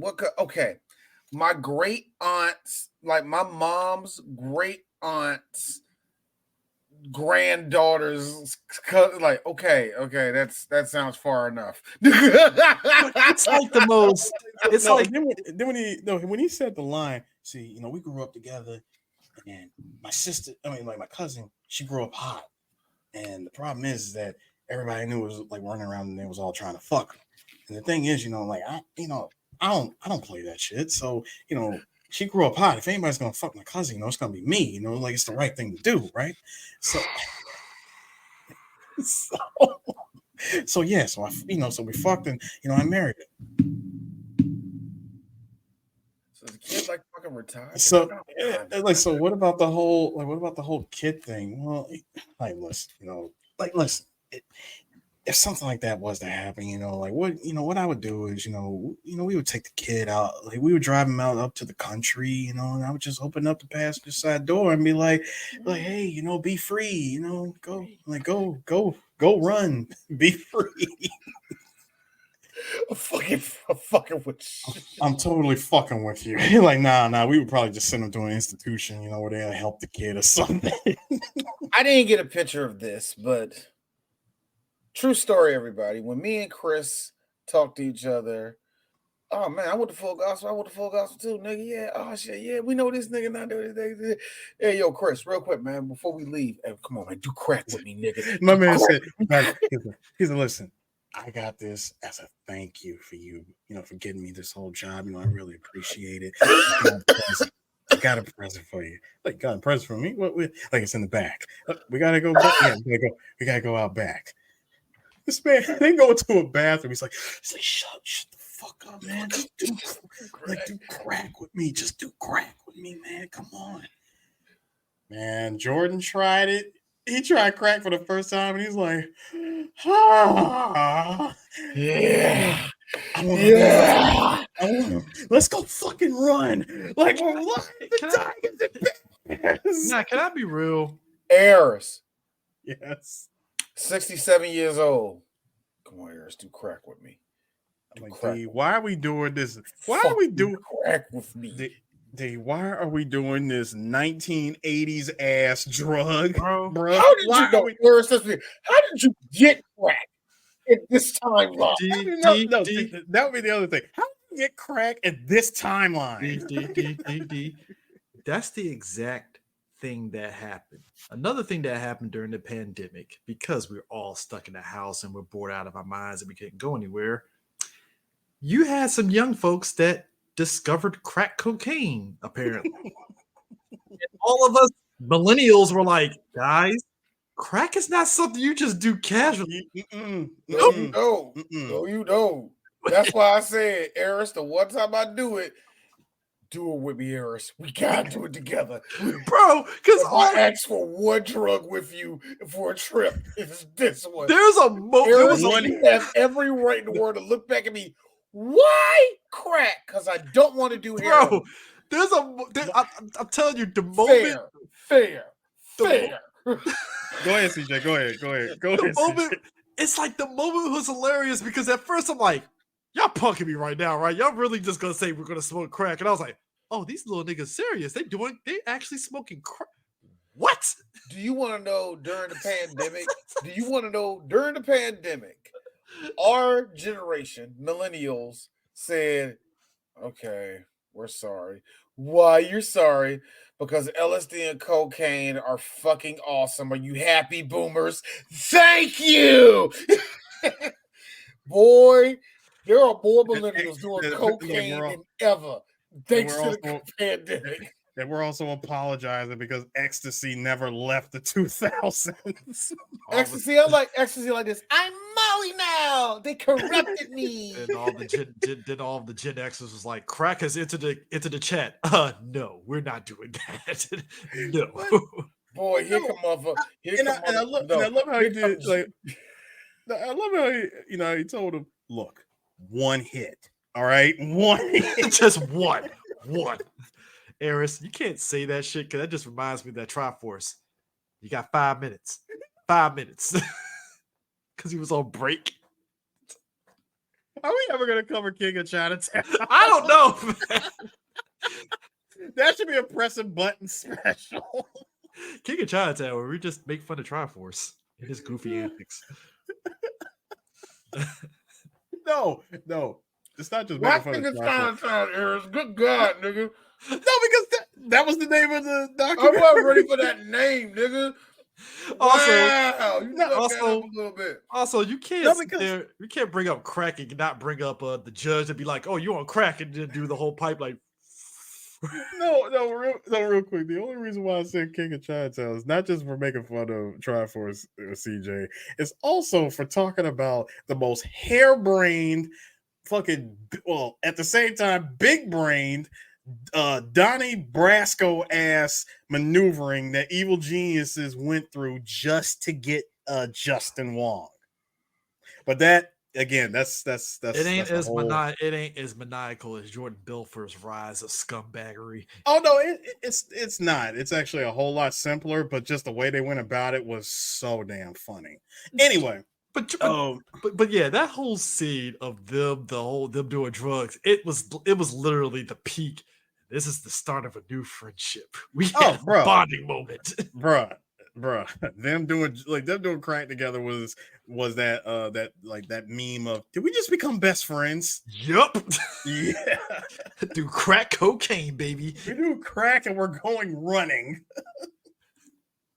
So it really was. We don't do that here. we don't do that here. But who bonds over crack? Most people bond over weed, crack. God damn, man. But get this. So much like again, this is such a Scorsese film. Donnie and Jordan decide to go out on their own, and they set up shop. They bought this old spot, and they brought in some friends, like Robbie, about four more extra guys: Chester, Robbie, Rugrat, and who's the other guy? Toby. Yeah, Toby, Chester, Robbie, Rugrat. Rugrat, Aiden, and Ricky. Okay. Yeah. And also they brought in freaking John Berthol's character as a rat Brad, hole. Yeah, Brad Bonick. Yeah, Brad now. I'm sorry. He literally is Guido fucking Shane. I'm sorry. Like, it just is what it is. Like, it's just. I'll give him that. If like, Shane never cut his hair. Like, it's just. Shane never, never really, fucking left. But it's okay. Okay, I take care of Ma. Hey, Ma, you have a chicken, right? Ma. Also, I got fucking, I got fucking pinched a couple years ago. So, I'm just staying with Ma. I was just staying with Ma. A lot of small dick energy in his how he was talking a little bit. What are you talking about? What are you talking about? That's a nigga that goes in and out of jail. He's a long dick motherfucker that don't care about women. Don't do that. And the other thing, I don't know, man. Like, don't what I said, long dick motherfucker that don't care about women. When he's not peddling weed to the sorry. D said it. I was just like, got that out your system, Chris. So all you had to do. We're good. Listen. But yeah, you need when he's not. No, what I was going to say was when Brad is not peddling weed to the youth, he's listening to alpha male podcasts on self-improvement. Bro, like, so the whole scheme that Jordan had was basically he used Brad to basically set himself up with as the person that was buying the stock to raise the stock up, and then Jordan would get a cut of money from it, which is illegal as shit because like you actually have to get taxed for that shit. But Jordan didn't get taxed for it, so it's basically a lot of fucking money he's coming in with. You're basically money. You are getting paid under the biggest table on planet Earth. The pump and dump they were killing it on the pump and dump shit. And to be honest, they could have just been good and quiet had they stayed that way. They would still be thriving had they just learned, much like how a lot of motherfuckers who have been ruining it for work from home, they just learned to shut the fuck up. Well, people get greedy, and the thing you gotta realize in this, Eris, is that in Scorsese movies, do this well. People get greedy, and then people get stupid. And then people get really, really, really stupid. Like, those are the two steps. I hate you, Lewis. Hey, girl. Hey, babe, come downstairs. Look what I got tickets to. The Rouge. Yeah, that's right. It's going to be a live session. It's going. Babe. Hey, Jamie, can you pull up the last time that I got? I was about to say, hey, Jamie, can you pull that up right quick? You know what? Jamie's actually a good assistant. I don't know what look like. I enjoy Jamie. So what you're saying is 3BGP's our own Jamie. Like, hey, Jamie, can you pull that up right now? No, I can't afford a Jamie, nigga. First off, we good. But the rise of it is just crazy because the pump and dump scheme, and like you said, like they could have been quiet. Because I think if anything, if they were quiet with it, it would have took longer for the SEC to get in their ass on that shit. Oh, a whole lot longer. More than likely, he did the stupid thing by punching the hornet's nest directly when he figured out who, not to skip ahead, but when he knew who the person that was actually, investigating him, instead of him laying low, waiting for that motherfucker to come listening to Rob Reiner. Stop. That wasn't Rob Reiner. That was no. This was long. No, see, that was long after he was already fully established. That's what I'm saying. That's why I said. I'm talking about had he just kept it to just him and the boys. Oh, it'd been fine. And if they had just done that for a few years, quietly. Eris, here's the thing I hate to do. Get the fuck out the group. Get the fuck out. We're making fucking money, and we're not standing here. We're gonna go up there, and we're gonna take over because we're lions. We're lions. We're lions. You are and then first of all, you set up your company inside of an abandoned auto repair shop. That's how you do it. That's how you gotta start. That's what I'm saying. No. That's my point. Y'all could have just kept this shit going until you hit the mother load. You could have ran into the Lufthansa heist of stock brokerage. Shit, I think they did a couple of times. It was called They did? No, but their real Lufthansa heist was definitely the Steve Madden IPO. Yeah, because that was the one because remember that Steve Madden IPO was supposed to be their way to be legitimate. Not just legitimate, but that was you're right, because that was the one where they officially went public. $20 million in 3 weeks. $22 million in 3 hours. 3 hours. Which, and that's the in thing 1991 money. And that's 1993. Sorry. And that's the thing. The thing is, number one, they had like basically a very legitimate sounding name in Stratton Oakmont, which makes sense because again, if you want to sound respectable without making it seem like you're scumbag, you get a legit name. Okay, cool. And like you said, once you got the expose in fucking Forbes, off to the fucking races at that stage. So I mean, I think it was inevitable, but like you said, it's one of those things where the greed and all that stuff, it's like, well, fuck it. If Wolf of Wall Street, bet we're just gonna keep it going. And the fact that they were called the Robin Hood of Wall Street is just kind of like, really, man, bro. It's like you're patting your own. Dude, I love it. No, see, I love reading the freaking newspaper clippings and movies. By the time he was 25, he filed for personal bankruptcy. Ooh, damn, your fucking credit score was a motherfucker, wasn't it? Bruh, I mean, Jesus, he was peddling. Yeah, at 23, he was peddling meat and seafood door to door on Long Island, just hoping to get rich. Again, dude was poor.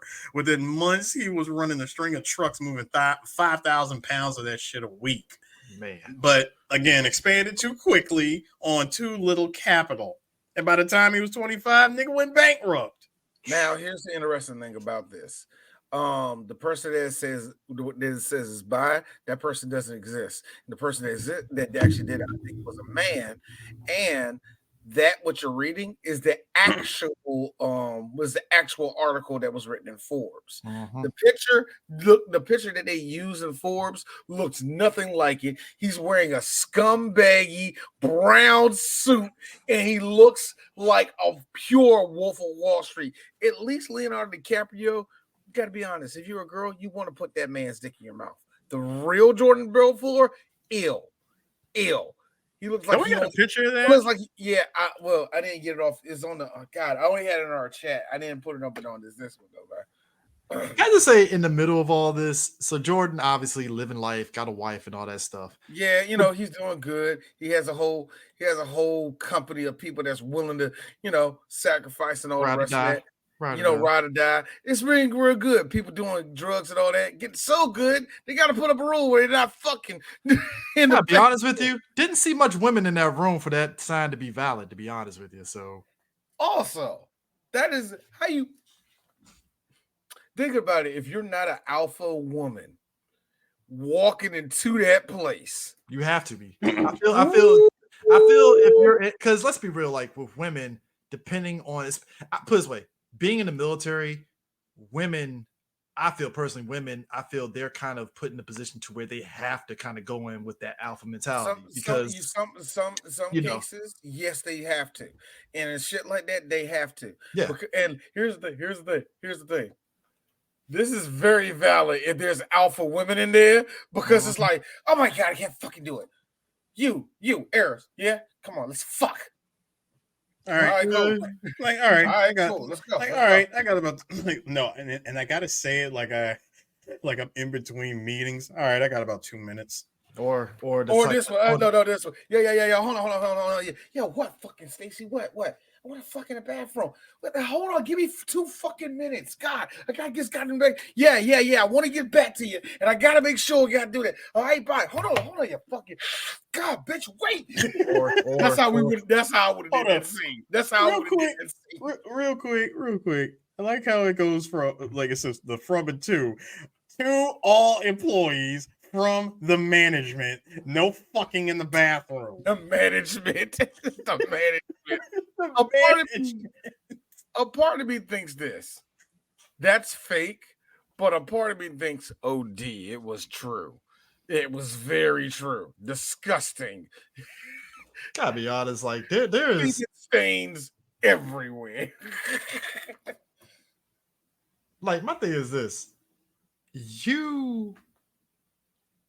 There are certain spaces that it's just in my head. I know I would probably tap out because it's just a lot of bullshit I don't want to deal with. That's one of those spots where it's like, it's a lot of fucking bullshit kind of just swirling around here. I don't really want to be a part of. And no judgment on anybody. It's just like, I'm over it.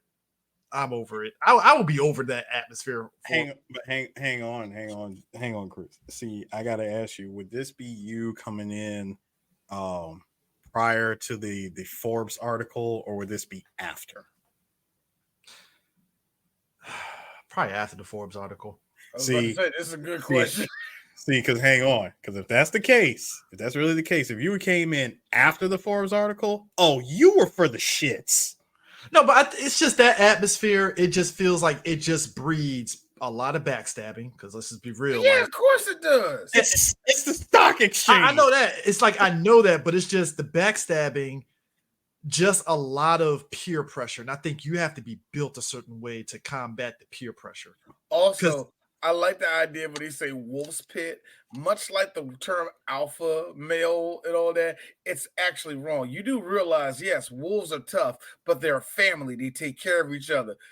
They don't take all of you are. No, all of you are alphas in this room. All of you will stab each other in the back. I don't want to hear that. Vin Diesel will look at you in disgust. Pussies. I mean, first of Thank all, you, Chris. Vin Diesel, thank you for First- that one. like, first of all, when you a like, first review of all, when you deep saw- like geeks will never do. First of all, when you saw how Homeboy took that freaking baseball bat and just kept hitting the ground over and over again, I'm like, son, the amount of testosterone that's flying in that room. Not even. My man was out here before the fucking the fucking IPO thing, feeding his fish, and I was like, oh, he's the guy. Well, sir, that sir, guy. he was cleaning that fishbowl all No, that's because what I'm saying. because he had a couple of minutes on New Issue Day. But also, I'm gonna be real. Who the fuck brings a fishbowl into an office setting like that? Sir, the same guy who was also on a call while holding a fucking boa constrictor. Boa constrictor, I excuse because that makes sense for the insanity of that office. But a fucking fishbowl and you don't even have a cubicle? Why? Wait. How's a fishbowl? How's that the line? Because fish bowls look like something that you would have if you have a cubicle, right? It's your personal space. You got room for a fish bowl. The insanity, they didn't have any cubicles. They just had long ass desks. But you had a long ass snake there, Chris. How's that? Exactly. How is this any? Because it's chaotic for the fucking atmosphere. It makes sense. Yes, it's chaotic, but you got the one guy who's on the east side of the room, just minding his own business, cleaning his fishbowl. My man clean a fishbowl. I'm like, nigga, take that shit home. What are we doing here? You deserve to have your fish eaten, all right? Nigga, did I just catch you having fun? That's exactly what the fuck he did. First of all, your fucking fishbowl. I listen. I would like to believe that he probably would have never got fired for cleaning this fishbowl if Jordan was able to get some that day of or the day before. Because when your own wife just chooses to give you blue balls on the worst possible time, women know this too. Yeah, you're gonna give your husband blue balls on New Issue Day. And I'm gonna tell you something. If you're a dude that does have a bit of a regiment with your wife or girlfriend, she knows that. She knows that. Oh, that's tactic. That was a tactical blue ball attack, dog. Here's a blue ball attack that women unknowingly do, and I know they low key ain't doing it on purpose. They unknowingly do. I know they don't do it on purpose, but I feel it's on purpose. Oh, we can't fuck tonight. I'm on my period. Are you? No, Chris. Unknowingly do. Nigga, they fucking know what the fuck they're doing. I know. That's why I'm looking at like I would have rather you know what they do. Told me that, and you know what they do, Chris. Like, all right, whatever. Hey, Chris, you know what they do? They pump up their titties, put their thighs out, and you sitting there like this. How the fuck would you show me something if I couldn't have it, bro? Put on the fucking finest of lingerie, and I'm sitting there like, what the fuck? Why? What are you doing? Why are you doing this to me? Why? Something you said 5 weeks ago, and she's like,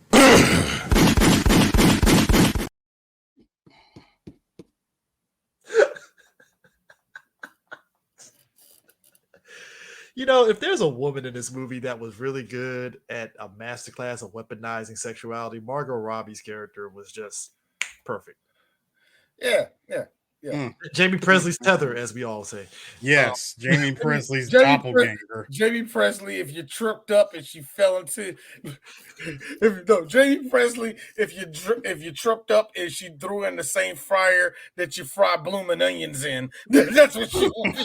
I swear, bro. When I saw this movie, I was like, "Hey, Jamie Presley, get the fuck out of here!" And I was like, maybe they de-aged Jamie Presley. I don't fucking know. And I was like, "Oh, that's Margot Robbie." Like, yo, it's Margot freaking Robbie. It's Margot freaking Robbie. Yo. First off, you had me in tears with that Will Smith shit.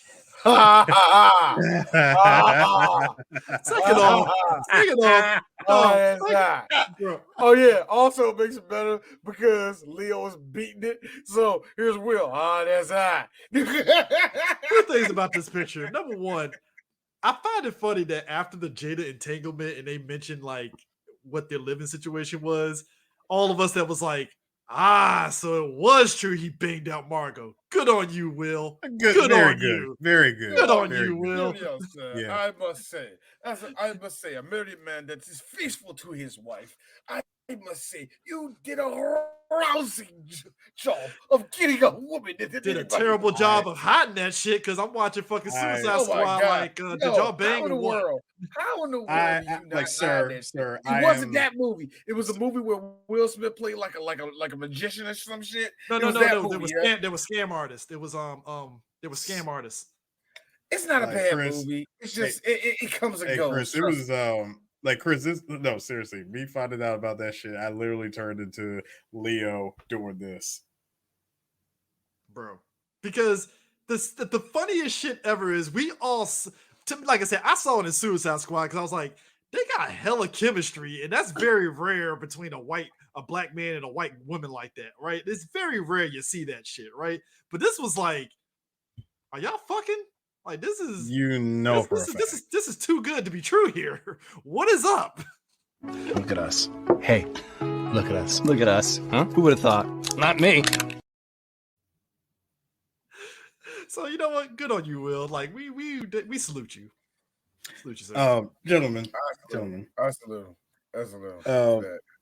But no, sir, my man was pulling scumbaggy shit. How you hitting on the woman, your wife, right fucking there? Right there, peripherals right there, and you're like, bro, come on. No, because I said this to you guys earlier before we did this podcast. I said, listen, Margot Robbie was definitely the turning point in their marriage, and let's be really real, things between Jordan and his wife weren't even, the sparks weren't sparking anymore. All right. After Jordan's pops came in, let's be real, he came in on what I like to call a future 3BG meeting of us just talking about the next harebrained scheme that we're going to do. And, it's either going to be my dad or D's dad will come in and be like, the fuck, $26,000 fucking dollars. What did y'all do? Like, what did you like? It's only 3 of you. What did you do? Well, look. First off, Harris wanted the prostitutes. What the fuck you want me to say? Like, I'm sorry. Shut the fuck up. What are you talking about? Prostitutes? Look. They wasn't the prostitutes. They weren't prostitutes. They were actually. Shut the fuck up, D. They were fucking. They were prostitutes. But look, he wanted the good ones. I wanted. Look. He wanted the good ones. So why am I not going to give my best friend the good shit, man? No. I got to do it like this. First of all, we had the meeting with the clients for both Colossal Con, Ohio Con, San Diego Comic Con, San Diego, and Dragon Con, all in one spot. I know who knew. We actually pulled that together. I ordered a lot of sides here. I'm sorry. Yeah, like CJ, he got all the sides, and I actually got mozzarella sticks are hot. Sorry. I got some sides myself. I ordered, and of course I had to order a lot of champagne. We were trying to impress these people. So wait, so you $26,000 worth of sides and champagne? Like, what did they cure cancer? Like this, look. We're saying our dads. No, fuck that. It's gonna be Hilton. And D, what the fuck? D, fuck you, D. Look, why did you take all that money out the bank? So I had to get weed somehow. You think I was going to pay it through a credit card? Did you think I was going to do it through a credit card? That's not weed money. It was cocaine. Here's me. Hold on. Here's me. And then here's me looking at. And then here's me looking. No, then this is me looking at D. He's gonna fucking kill you. He's gonna fucking kill me. So what? The only way, look, what he wanted us to do, Hilton, it was a furry con. We had to make it through, so we did coke. What did you want us to do? Furry cons have been outlawed for the better part of a decade. And you got all the black furries there, did you? Yo, the furry cons. Let me tell you something. Let me tell you something about you nasty as what. Some dude, because you know what's gonna be what's gonna happen? Some white bro is gonna fucking get bold and try to fuck an actual animal at one of them cons, and that's gonna be the one that's gonna shut it down right there. All right. I'm calling it. It's gonna happen. All right, let me tell y'all something about one of the worst ones is called Rainforest. Look it up. Rainforest, these white folk wild out. They busted all the elevator doors. There was nitrous cans all over the hotel. There was people getting arrested in the parking lot for drugs, and dudes walk around in diapers and shitting in them. I hate furries. I hate furries. There's a thing they're putting out now. Mini tangent real quick. Apparently it's a pad for when you shit and just pull your underwear up, it captures all that stuff. I'm like, guys, there's a thing called toilet paper. You wipe your is it for the ass. elderly?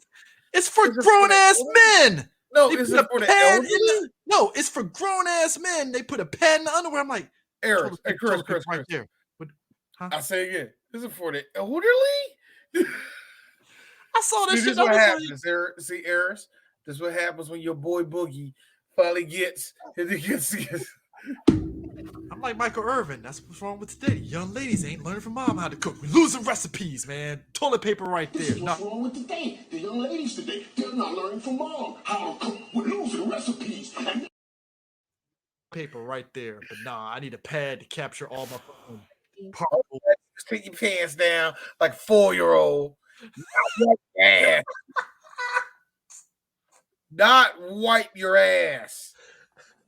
Look, I learned my lesson as a 6-year-old. Mom, my booty itches. Well, you didn't wipe your ass, right? Shit. It's a lesson learned as a kid. Hey, wipe your ass. Like, come on. Like, what are we talking about here? You know what's the worst thing when you have children and you have to repeat that, and then you have your grown wife go, I know you ain't talking. That's one of the worst things. I will happily avoid that. Hey Chris.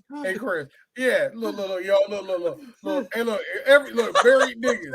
Y'all got called out in this shit. Married niggas, all married niggas get called out in this shit.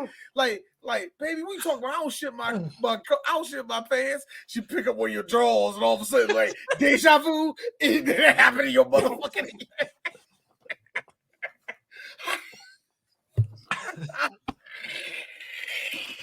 I'm sorry, I had Eris corpsing running through the 90s that happened all through your drawers. Hey, that's a good segue for the 90s in this movie. Running in the 90s. I gotta be honest with you. Oh, man. Tack little air, tack tore it up with that one joke right here. Get my shit, man. Can I be honest with you? That should have been a song every time they did a line of coke in this movie. Running in the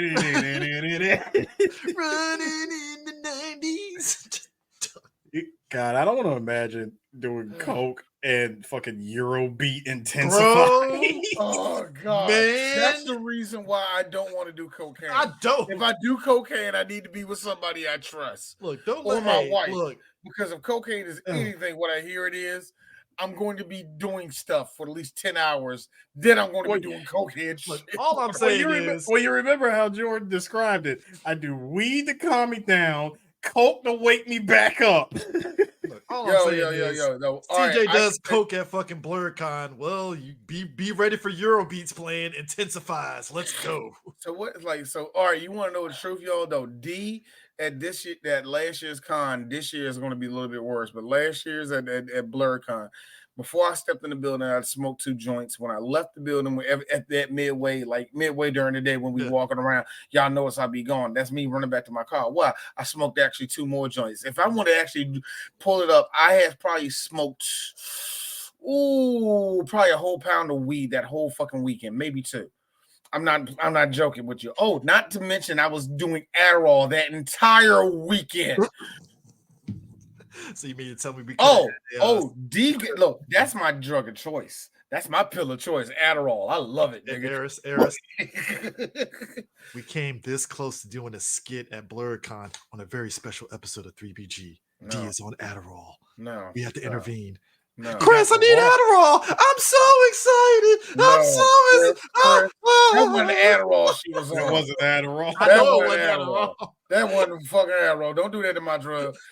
Adderall does this to you. Set. Quiet. Shut the fuck up. Shut the fuck up. I know what I'm doing. It's not even to shut the fuck up on what I'm doing. It's more like D.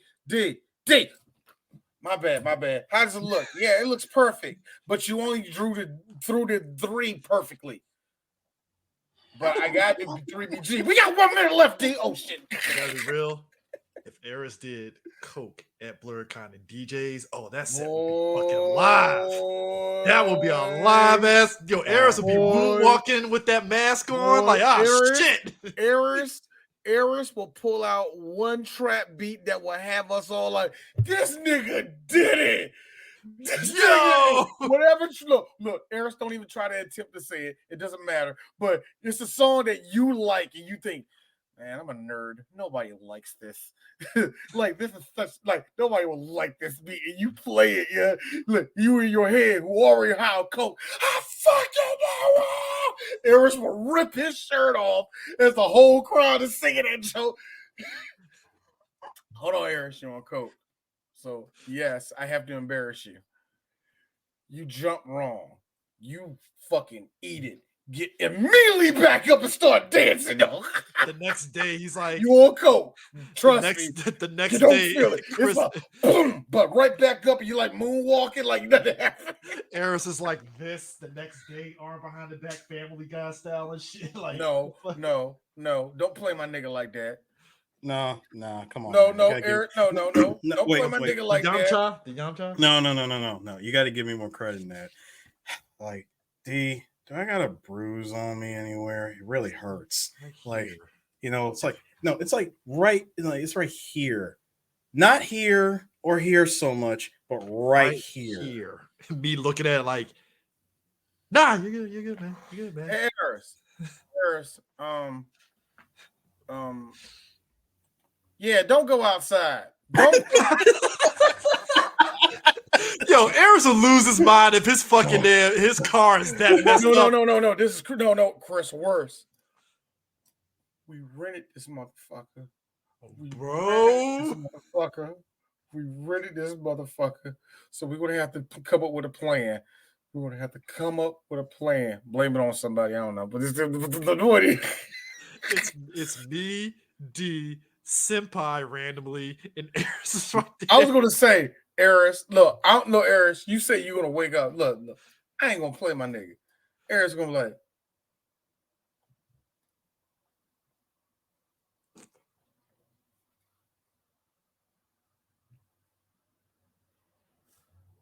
ew, Senpai's in the bed with me. Ew.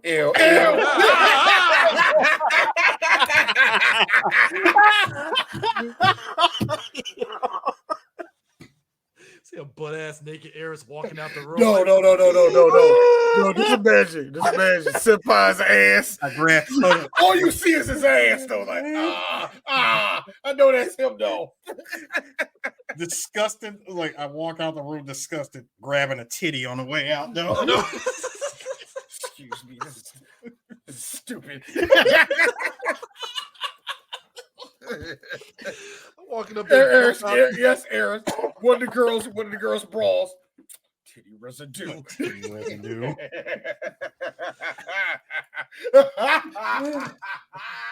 I think people don't understand, like, our level of what we were doing on coke is like a 180 from what we're seeing in this movie. Like, our shit would be like on some. It's like our nerdum was still be intact. Our nerdum was still be intact even when high. So it's like face.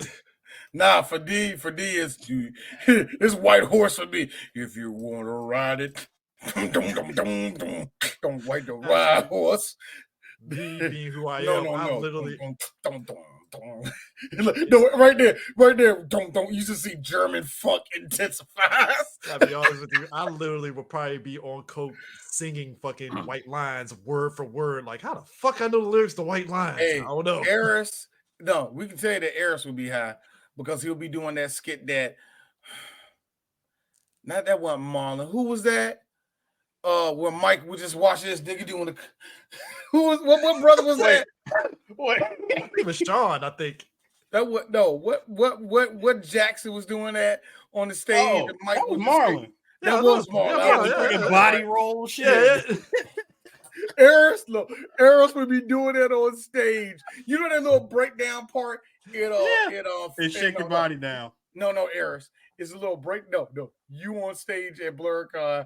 It's the breakdown part in one of those Cascade songs. And you just like Eris. We're like, everybody, yeah, woo. Eris not realizing he, me, and probably 3 other people are the only people in that whole room that did coke. Everybody else just how we like, all right, nigga, come on. Next, you just unknowingly, he's had a lot of he has a gay following that's like, shit, what is he doing? Don't do that, Chris. Are you trying to say that the gay men at BlurCon all do cocaine and that D actually knows for a fact that one of them did do cocaine? Are you trying to say that? Are you trying to frame the drug use? Let's be real. Let's be real. They did kind of all lose their fucking mind when I played Barbara Streisand. Well, let's be real. Me and Eris have a front row seats to this shit happening because we're con vets. We were front row seat at multiple Otakons where people were doing lines of coke in bathrooms at the Baltimore Convention Center. Yes, they were. And me, after peeing, looking over in here, I'm like, whoa, what the fuck is going on here? Like, yo, I'm out. Like, yo, you can't, like, me as a teenager, you can't do that, right? You really can't throw that in my face at me, right? Like, come on, dog. And I exposed my one. You cannot do this shit so fucking casual. Thank you. You cannot do that. Can I say my one that I saw that was casual? Rules of engagement, sir. Dog. Decorum, nigga. Shit. Dog. So, I was at MagFest, right? Oh god, prime place. I was at MagFest. Now I'm gonna tell you the weed story first, but then I'm gonna tell you the coke story next. The weed story came up in 2 batches. First batch, Chris didn't know it, but Chris was actually fighting Stuttering Craig in Street Fighter, the anime, the movie video game. Yeah. Chris was actually fighting Stuttering Craig. It was actually kind of cool. Craig smelled like a whole fucking joint. Yes, he did. Second part, a little later that same day, little later, me and Chris on the other side, I see Phyllis and I see who was that when he was still going to Alice and they were still a couple and they was obviously banging that whole weekend. Gross. Anyway, but hey, I like Fearless. Okay. No, I just like when you say gross. Gross. Because there are 2 episodes of Fearlesses where they recorded it at MagFest. I'm like, they did it there. White people fucking real talk. Because to give my nigga P some credit, number 1, Allison looked like she got the dope dick earlier. And number 2, these motherfucking Canadians smell like a whole stem. All right.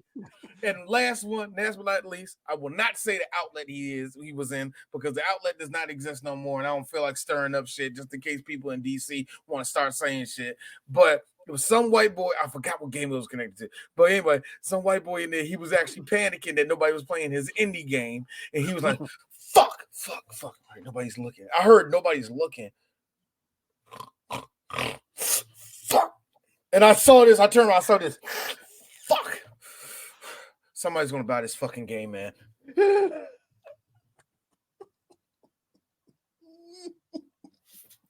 MagFest. They also had an underage kid in a sex party. They did. Yeah. Hold on, you buried the lead on that one. Wait, what?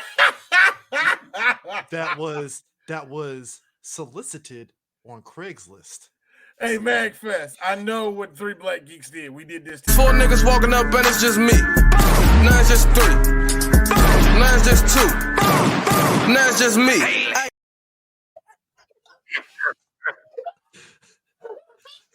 I'm sorry, bro. Hey, look, man. Hey, look, you solicited a sex party with underage people on Craigslist, bro. Hold up. And they got the nerve to have a black guy watch the door. I hope he got paid. I hope he got paid. That doesn't happen no more here at MagFest. Okay. Bitch, you said it. Hey, look, you raised some prices. I'm sorry, I might have to snitch out some folks in order to get in for free. Oh, at I'm that point. snitching. I'm snitching. I'm calling. No. I'm gonna turn into motherfucking Tyrone. Might have that phone out like, Magfest, you know, I'll be please. standing right outside. Look, Eris, we're gonna walk out to CVS. I'm over there eating the Slim Jim. I don't like that shit.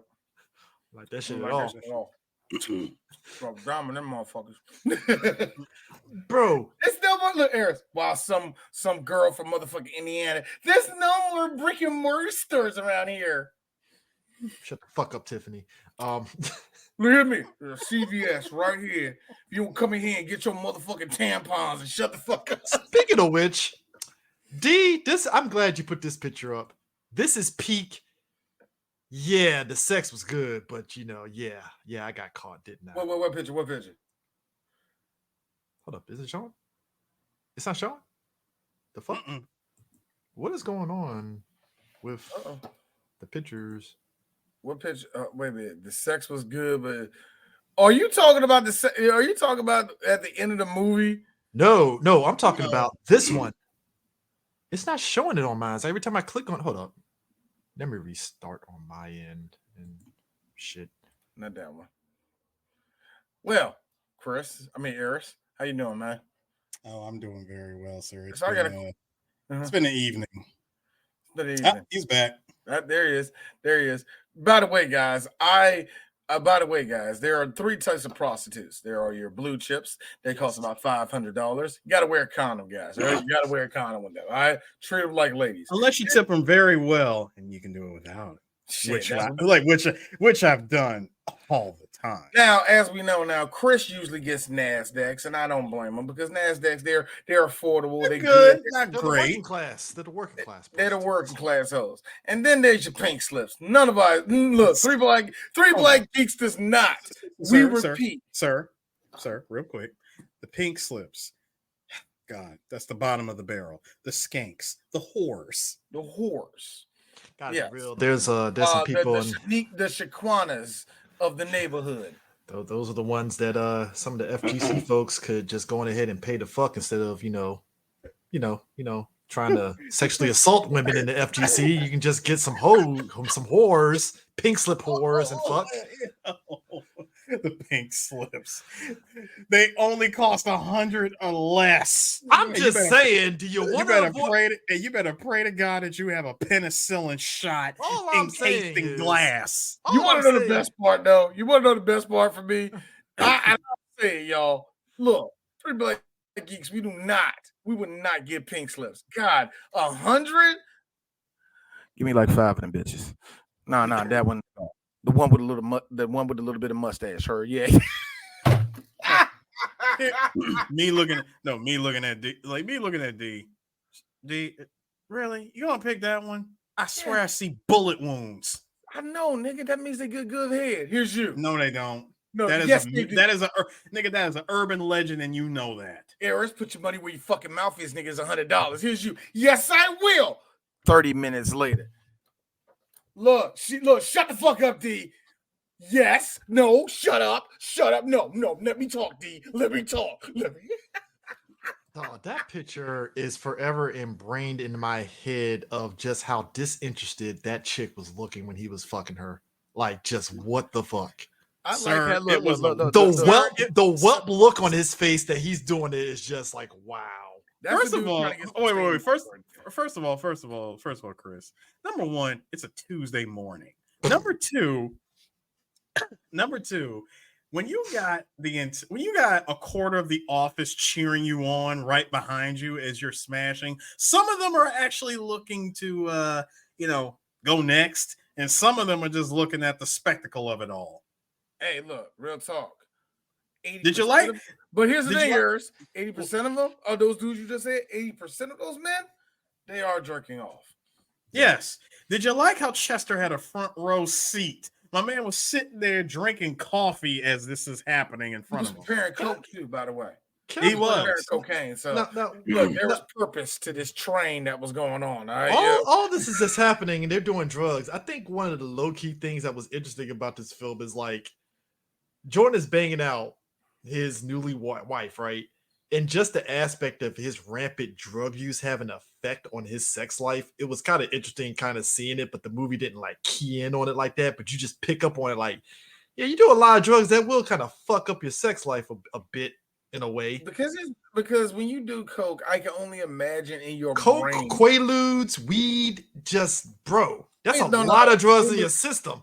Quaaludes will probably only be good just because you're kind of like, I bet it has to be good in that sense, but I don't know, man. I mean, weed does intensify things. I get that aspect. Awesome. Always been awesome. Always been the suggestion thing I always give to people. What about cocaine? I heard it's shiznit. I heard cocaine and sex is the reason why God allowed cocaine to be on the earth. That's what I heard.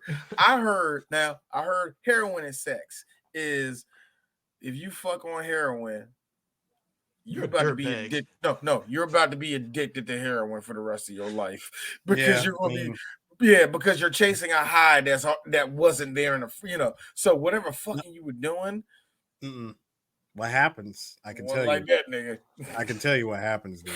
What exactly happens is this: you get that heroin shot, you take it. Sure, you might bang, but somewhere in the middle of that bang, the high kicks in, and my nigga, you start floating. The Jesse Pinkman season 2, where that nigga got so high, my man floated off the bed. I heard meth and sex is. Be prepared to be addicted to meth. No, we can ask some people down in Dundalk. They'll tell us proper on that. Crack and sex. Be prepared. No, crack and sex. I'm only doing this because I need the money, nigga. I need the $25. All right, nigga. So shut the fuck up. All right, show me your dick. God damn, nigga. Gentlemen, 3BG. Welcome to Drug Talk. I don't. No, wait, CJ, you did it wrong. You did it wrong. It's actually his 3BG dare. I know, right? 3BG dare.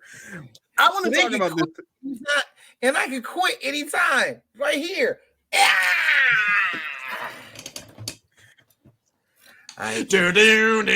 Whoa! Life is hard, and I can't deal.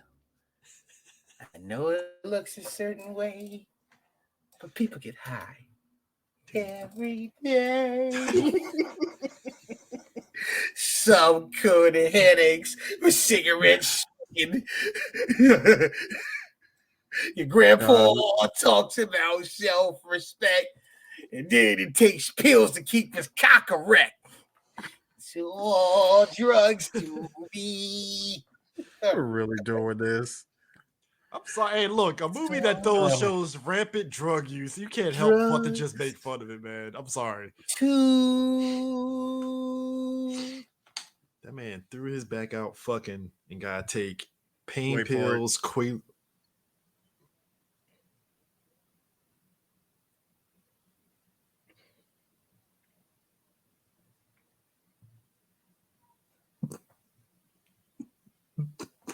Me. I'll be right, guys. I'll be back. I want to talk about this. Man. I want to talk about this scene, sir. This part of the movie was so great. Once they officially established Stratton Oakmont and they got a brand new building, bro, your boy here, I believe his name is Ben, christened the building by getting a blowjob by the new secretary, right? Hey, Here's the thing. Here's the thing. They, first of all, both Donnie and Jordan double teamed her the weekend while the girls were out Christmas shopping, right? So he ends up marrying her. Oof. He wifed this chick up, knowing damn well, sir, that she blew the entire company. I want to make something perfectly clear. Wait, I'm not finished. That's like the girl. That's like the police officer. Now hold on. Knowing that she blew the entire company, right? He killed himself about 2 years later. Got real depressed about it. and killed himself. And this is the way Scorsese did it. And a couple years he killed himself. But you know what the good thing was? They just showed it for 3 seconds and you know what's crazy to me? Oh shit, man. Far be it from me. Like, look, I always, this is the reason why, like, I laugh and roll my eyes at the body count talk. I'm like, look, you go to a clinic, you both go to the clinic and get checked out. You're both negative. What the fuck does it matter at this point? At that point, really, what does it matter, right? Now, but hold on, no. But turn around though. You married this chick, right? You married this chick. Mm-hmm. You knew what you were getting into. I'm not saying that you don't have a right to feel a little depressed because of what you know. That's understandable. It happens. I get it. Because like women go through that too. If they know the guy that they're with has been with other women prior to her in a certain number, the insecurity. I get that. I'm not even going to. Yeah. Because after dude 36, even if you're married, you still feel like this. I don't know what went into that process. I met the criteria to be selected, but I wasn't. Yeah, pretty much. So it's like, but at the same time, I'm like, was it that bad that you had to kill yourself? I'm not trying to take a piss out of him killing himself, but like, all right, Chris, let me help you out here. Uh-oh. When Stratton Oakmont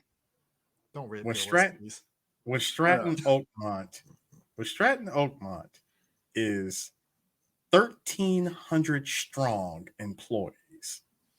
Strong, literally. Yes, 1,300 strong. Granted, give or take about maybe I'm gonna say about 50 of them are probably women. Yeah, that's a large number, but that's cool. A very large majority of of this company has been filleted by this one woman, this one happy woman who has this amazing jerk and twist motion that is apparently out of this world. I didn't realize until I can't. That's a nigga that. Bro, oh my God. What did I say? It wasn't you. It was that you said the fact that she got this. When you say she got this jerk and twist motion, and then all of a sudden you just see Joe Button. I mean, I'm about to say the Gawk 3000, and shit. Well, it's 1993, so this is more like the Gawk 500. So Gawk 250. That's what. No, it's Gawk 500. No, it's the Gawk 500. That is a 90s thing, and you know it. Everything always had 500 behind it. But anyways, no, when you have a situation like this. When you have a situation like this, where you married this woman who blew 90% of the male employees of the company that you both work for, including both of your bosses who double teamed her, by the way. Why would you not feel depressed? I mean, who knows? That probably happened when he didn't even know.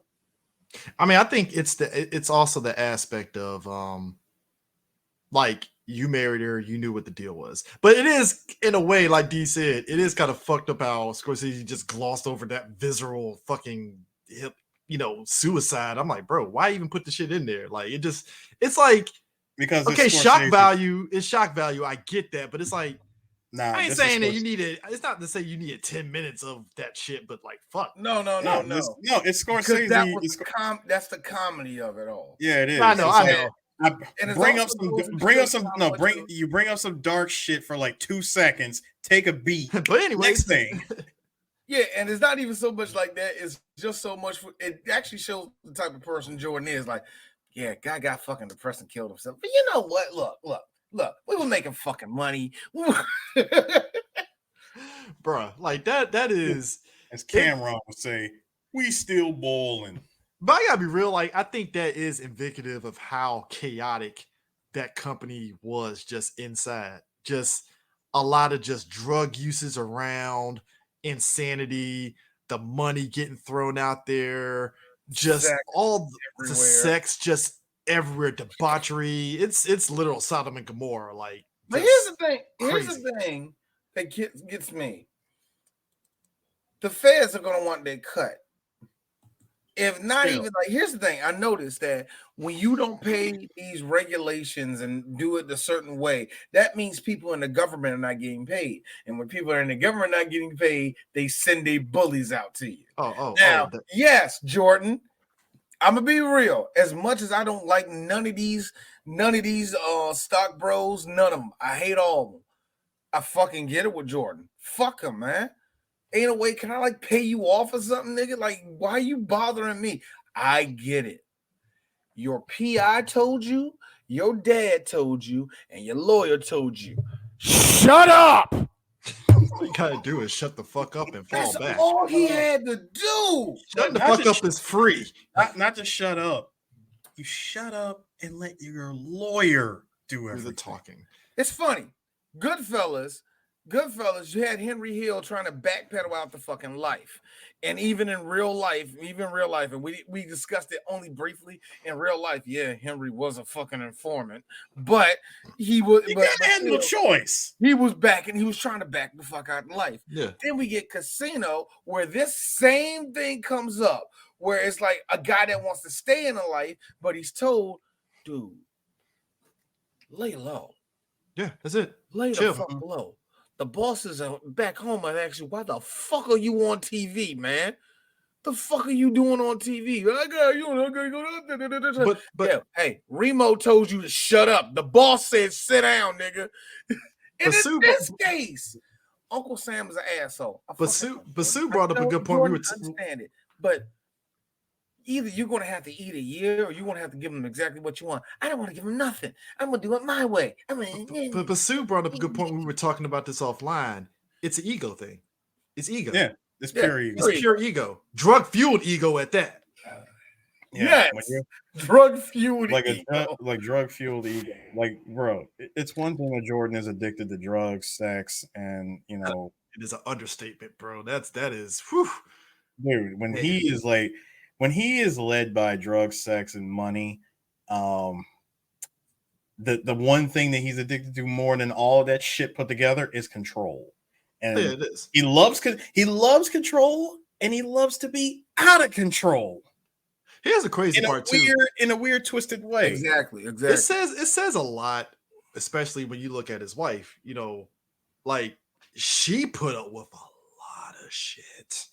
First wife. Yeah, well, both. I'm willing to believe. Yeah, the first wife put up with a lot of shit, which I still say that Naomi was the breaking point. Naomi was definitely that breaking point where, that whore from the party. Yeah. So but Naomi, she put up with a lot of shit, and honestly, I think the breaking point was like when he got caught, you know, had the thing on his leg and all that stuff. You could tell she was already she tuned out. She was like, all right, I'm done with this shit. We're done. That's it. I think at that point it was already I don't want to say it was confirmed. We were already deep into her being done. You want to know the done moment? The moment where she was done? The boat? The boat. Yeah, her aunt died and he was trying to get the I'm fucking... about to say, it's already bad enough that her aunt died. And he was trying to hey, all we gotta do is do this. We be fucking dead. We all there. Look, all due respect, your aunt's already fucking dead. She's gonna be dead when we get fucking over. My man said your aunt's dead. It's a terrible thing, but she'll still be dead when we come back. The nigga took Quaaludes when they were about to hit a fucking crushing wave going down. Something? Could what he the say fuck? something? Yeah. I will not die sober. Oh, here's the thing. I got a bit of anxiety, and that's the reason why I smoke weed a lot. So it's like, I'm not doing this sober. I get it too. And back when I used to take business class, nigga, I went for straight both red and white wine. Gotta be honest with you. If we were on some deep impact shit, AD, give me your strongest weed. Fuck it. Strongest weed? Nah, nigga. We're gonna get hit with the fucking rock. Let's go. If the media's coming, Eris, fucking do crack with me, Eris. Come on, do crack. Fuck it. Dog, y'all will have the shittiest of luck because the meteor will just graze Earth. It will graze Earth, and we're like, well, y'all addicted to crack now. So not just graze, but not do a movie. Oh shit, can't do a movie. Gotta hurry up, I gotta leave. Not just graze, like Chris, not just any not just graze, but on some cartoon shit. Bounces off Earth. It's a big crater in the fucking Ukraine, and they're like, oh, well, that sucks. I know you're going to do a thing where the Earth goes like. Well, that solves somebody's problems. R.I.P. Ukraine, but fuck. No, make it worse. Bounces off of Ukraine. It rebounds off of Russia and then continues on. Kills Putin, and we're like, well, 2 birds with 1 stone. All right. All right. Look, all right. No. All right. Yay, Russia's on fire. Then all the Mongolia on fire.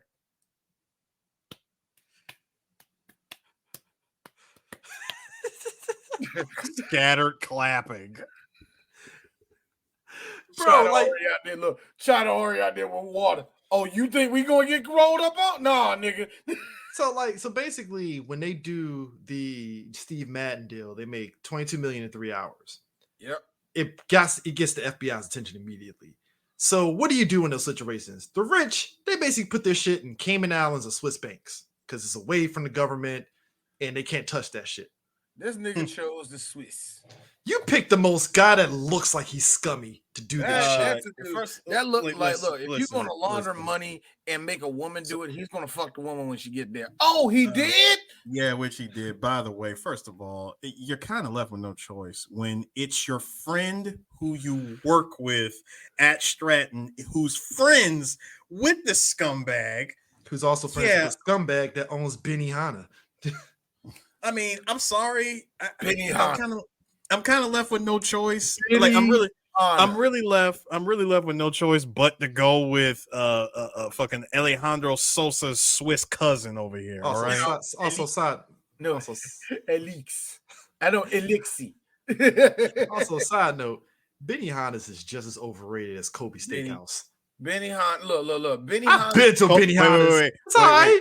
Wait, hold on. 3 of the most overrated. And I'm gonna tell you right now: Benihana's, Kobe, and PF Chang's. PF I said it. Look, you ain't lying. PF Chang's, much like freaking Panda Express. If you are Chinese, you deserve to just go in there and just start doing this. I know, right? All right. Look, Benihana ain't Japanese food. At least they go, ha ha ha. We have the flavor of Japanese. Ha ha. Yeah. You do overpriced, overrated ass hibachi grills. Hey, you know what I do? I take my ass to Safeway and get the frozen PF Chang's. Ha ha. Hey. Frozen processed shit. I don't give a shit. I don't feel like cooking that shit, so I just get that. Just imagine that shit, Eris. You found some way to launder us money. We get all this shit. Hey, D. Ruby Tuesday took us down. I would choke out Eris myself. Ruby Tuesday.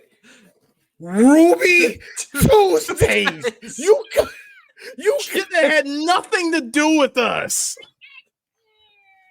I forgot it did that. I really forgot it actually did. $1 margaritas killed us. You motherfucker. You let adult Applebee's take us out. Wait, hey, Chris, hold up. The now ruined chocolate brownie with the 1 scoop of ice cream, it ruined us. Hey, Eris. You know what? He's like this. They don't give it to us in a jar anymore. They give it to us on a fucking plate because it's artistic. Imagine it. 3 black geeks. We all in a cell. We all separated from each other. And look, what is it, D? So I got a question, Eris. Was Copper Canyon too good for you? Was that what that was? Was that what that was, nigga? Yeah, I'm about to fight you. Like, come on, nigga. I've been waiting. It's like, nah, man, fall back, man.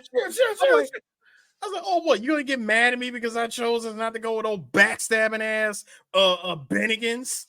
Look. Me immediately looking at D. Nah, he said Bennigan's. Me looking at D. You fucking Bennigan's. No, Chris is you and Saddlebomb. Why you bring up Saddlebomb? You and that fucking Saddlebomb.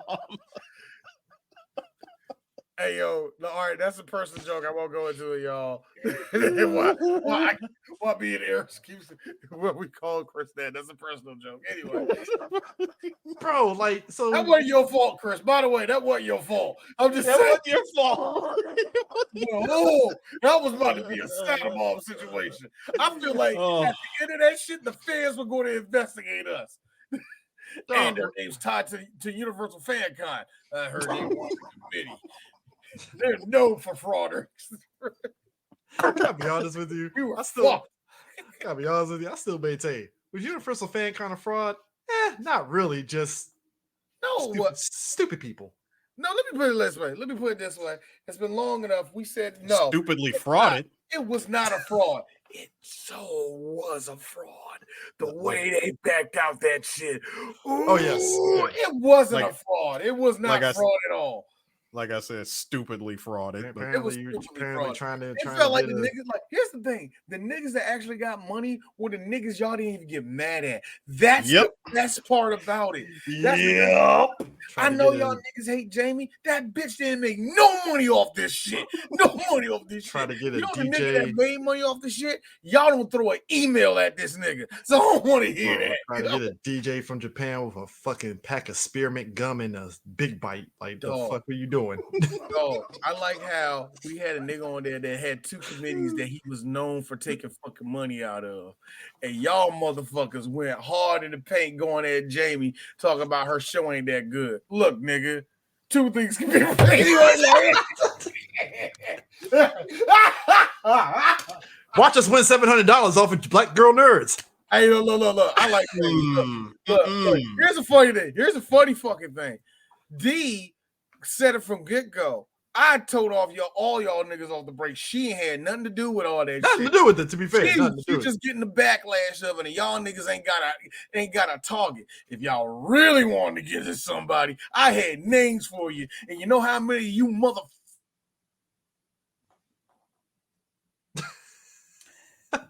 The sad truth is the same amount of names that D had was the same amount of names that Jordan was willing to give up to the FBI. Man! Actual people in Wall Street. Nobody from Stratton. He wasn't going to snitch on nobody from Stratton, but he's like, hey, look, I know people. Listen, Merrill Lynch, the Lennon brothers. Like, Lemon Brothers, yeah. He said Goldman I know. Sachs.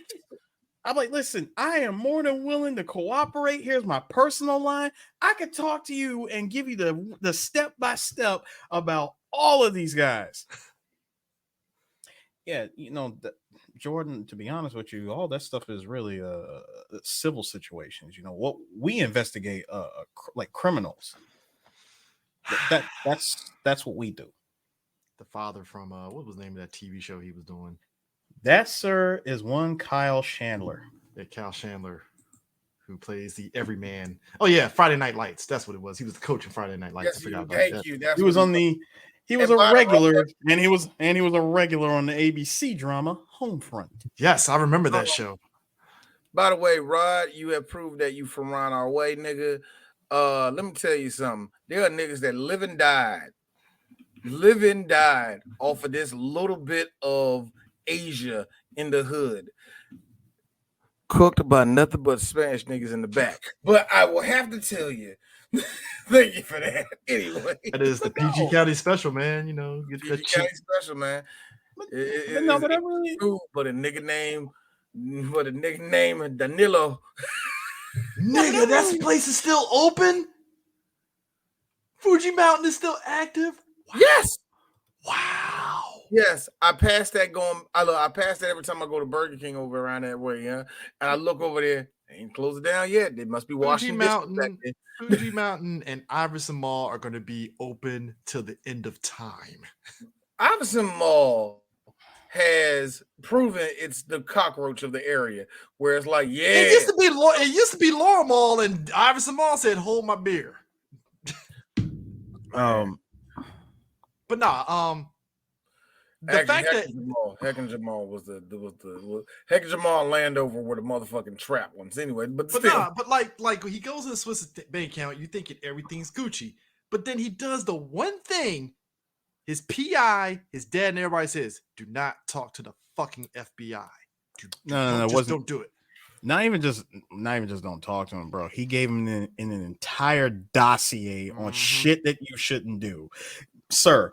First of all, when he has the meeting with him, he's asking him a series of questions. He said, look, like why the fuck are they even interested in me? Why are they even trying to look into me? There's all sorts of crooked shit going on at Wall Street. Why are they not going after them? He said, see, Jordan, you see how you are right now? That's exactly how he wants you. He's trying to rattle you. He's trying to rattle you. He's trying to rattle your old lady. He's trying to disrupt whatever happiness that you got going on right now, just so you would rat on your friends. That's what he's trying to do. Now, he said, "No, listen." He said, "Just listen to me. Just shut the fuck up. Leave everything to your lawyer." Like, what? What? I can't. He's smart. You're dumb. Smart. You're dumb. No, hold up. Here's the best part. He asked him, "Hey, look, what if is there any way that you could, let's say you could go to this guy's house and, bug his phone and, try to get some information off of him, something like that? Is something you can do?" Jordan, are you out of your fucking mind? You don't fuck with these people like that. You don't do that. Key word, Federal Bureau of Investigation. This is what happens when you get an alpha male who has a drug problem. And this, because he really thinks he can fix the world like this. He really thinks he can fix it. Bro. So hold on. When after he said, "Listen, you don't fuck with people. You don't fuck with these people like that. All right, I'm not gonna go out there and do some shit like that. You're asking me to bug this guy? Like, I'm not a cop anymore. Okay, I can lose. Listen, I'll lose my PI license. I can't. I won't be able to be a PI anymore. No, I'm not doing that. Okay, all right, fine. You can't do that. All right. Well, what if I just call him, Jordan?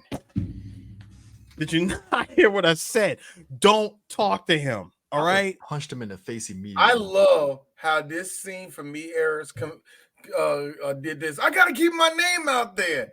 Combined with this, what if anything? I'm gonna take some fucking notes, bro. This man. I'm keeping my fucking. I'm gonna start keeping fucking notes. I'm gonna keep Adi. No records, Adi. You invite this dude to your yacht with the helicopter on there, by the way. That's just a cherry on top, ain't it? All these fucking women.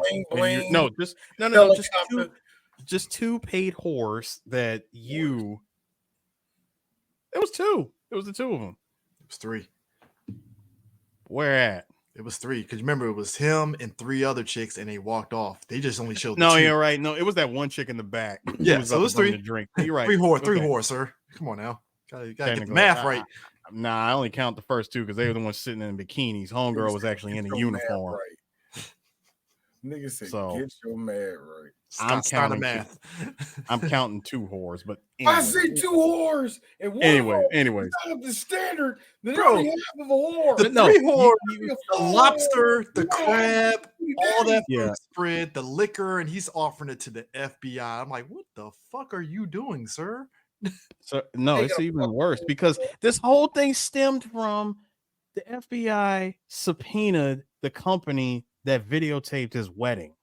Which that is kind of like a violation of privacy a little bit, but it's the FBI, so they can do the fuck what they want. Anyway, I was gonna say, bro, it's the FBI. It's the fucking FBI, and it's not like they're not investigating you on some civil shit. They're investigating some criminal shit, which like doors is wide open, sir. And you being Jordan, Stratton Oakmont, and y'all being as loud and crazy as y'all are at everything that you fucking do. Nothing's off limits at this point. Let's be real. That's a thing that happens with a lot of whether it's a crime drama or anything, or people in those positions. Like remember American Gangster, where old boy was low key the whole time, and as soon as he put on that fucking fur jacket and the hat, game over. Game fucking over because nobody knew who the hell he was. Because you're a black man from Harlem. And you're loud with the outfit on. You're loud with the outfit. Hold up. You're loud with the outfit, the foreign wife, the the money. Oh, and the fact that you are driven around in a limo. Even if you stayed in Harlem, even if you did all that shit in Harlem, you thinking white folks ain't going to pay attention to you, sir. It's the FBI. Whereas if he was just a nigga in a suit without the fucking fur suit on and stuff, he'd have been fine. He could have just kept. He could have just kept the. He could have just kept the suit. And that's in that case. But the thing in American Gangster, though, to his credit, though, it wasn't his idea. Like when your wife gives you that gift, I mean, why would you say no to the gift? It's like, oh, this is nice, honey. I guess I'll wear it. Not even thinking like, oh shit, this is gonna blow up the spot. Because, sir, he took pages from the Italians. He took everything out of the Italians' playbook and tried to play it that way. Of course, he had a wife from shut up, D. He had a wife from South America. Okay, you ain't gonna lie. That is truth, though. This is how I went. You ain't lying. Yeah. That is. When you got your South American wife, yeah, she gives you a present, but at the same time, gentlemen, she does not know the rules of the game. You do not give your significant other a loud ass present that he has to wear out in public. Whereas, you do understand what he does is not exactly legal. Therefore, don't give me loud shit. Whereas to parade around in public. Whereas Jordan was aptly told, yeah, you're a fucking dumbass. Don't do that. And he did it anyways. Well, I gotta tell you, Jordan. Bro, Jordan gave, usually the guys I get, you know, they're yuppies. They're yuppies. They're guys that got their dads this business. But you're different. You're actually different. You're actually different. And here's the thing, in my opinion. When he started talking like that, the way he was responding back, I will give Jordan this. Jordan booped his ego. Because let's zip to the end of the movie real quick. At the end of the movie, after Jordan's arrested and all the shit's going down, he's on the fucking train. And what did Jordan tell him earlier? Yes, I got a question. When you going home, when you're sitting on that fucking train going home, you ever think to yourself, I want some of this money, you know? Like, and what would have happened? You know, what would have happened? And at the end of the movie, and Scorsese always does this great in his movies like this, where you see him sitting on a train. I'm a cop, I guess. Oh, yeah. Because the look on his face is like, I did my job, but I mean, because on one hand, you understand the logic of it, right? But like, because it's Jordan trying to make him feel bad for being a goody two shoes and stuff, you know, and it's not just Jordan. There are a lot of people that do this shit where it's But one more thing, I'm sorry, Chris, I didn't mean to stop you on that, but there's one more thing I want to add with that. With that poking that he did, you notice that his posture changed and his voice changed up. In other words, imagine, Eris, you're acting like Jordan the whole time. And like, you know what, Eris? I just realized something about you. You know what? You grew up in Prince George's County. Yeah. You went to Rasville, did you, nigga? Yeah, bro. Yeah. You know what? Usually I get these white boys, nigga. I get all of them, you know, oh man, I'm gonna get my daddy's money. You from my way, nigga. You from my way. Which means I'm gonna have real fun locking your your black ass up. In other words, you got a nigga for your hood chasing you. I know how you act. No, but this is the best part. Exactly how y'all niggas act. Ooh. No, D. This the best. No, but no. See, this is the best part. When he, first of all, he was a little rattled because when he said, "Hey, did you try to get your broker's license?" Like I said, he rattled him right and he goes, "He got him though." I wouldn't give him that. Yo, he stopped for a second. He's like, "Look, Eris, that wasn't wait. That wasn't a knockout punch, but it was like a." No, it was a clean jab, right? Yeah. Clean jab. It's a clean jab, and he goes, "Who you been talking to? Who the fuck have you been talking to, right? Hey. And he's now fast forward a little bit. I said, hey, look, the same guy that told me that you tried to get your broker's license was also the same guy that told me that you're trying to that you were looking into me and that you're also a straight shooter. I just wanted to see if it was really true. And yeah, you proved right. He did a fucking security check on me. Who knew? Like, yeah, that's right, Mr. FBI agent. The guy you're investigating did his own investigation on you. I hate this out there. To me, he fucked up by doing that. Number one. Yes, he did. Yes, he did. Go, nigga. Now he did. No, when he said, Jordan, listen, he said usually these Wall Street scumbags that I usually bust, they're too deformed. You know what I'm saying? They come from old money. Like their dads are douchebags, just like their dads before them. Mm-hmm. But you, Jordan, you got all this. You got all this way all by yourself. Good for you, little man. You gotta be honest with you. There's a measure. You want to talk about an ego that got hit with the Negan Lucille combo? I mean, look. The little man. That's why, like I said, you notice how his whole stance changed. Like, nigga, you from around my way. Hey, look. All y'all niggas the same. I got you. hey, the little man, if we're gonna be real, the little man line is apt because let's be real, like you feel throughout this movie, Jordan is just compensating for shit constantly every single time.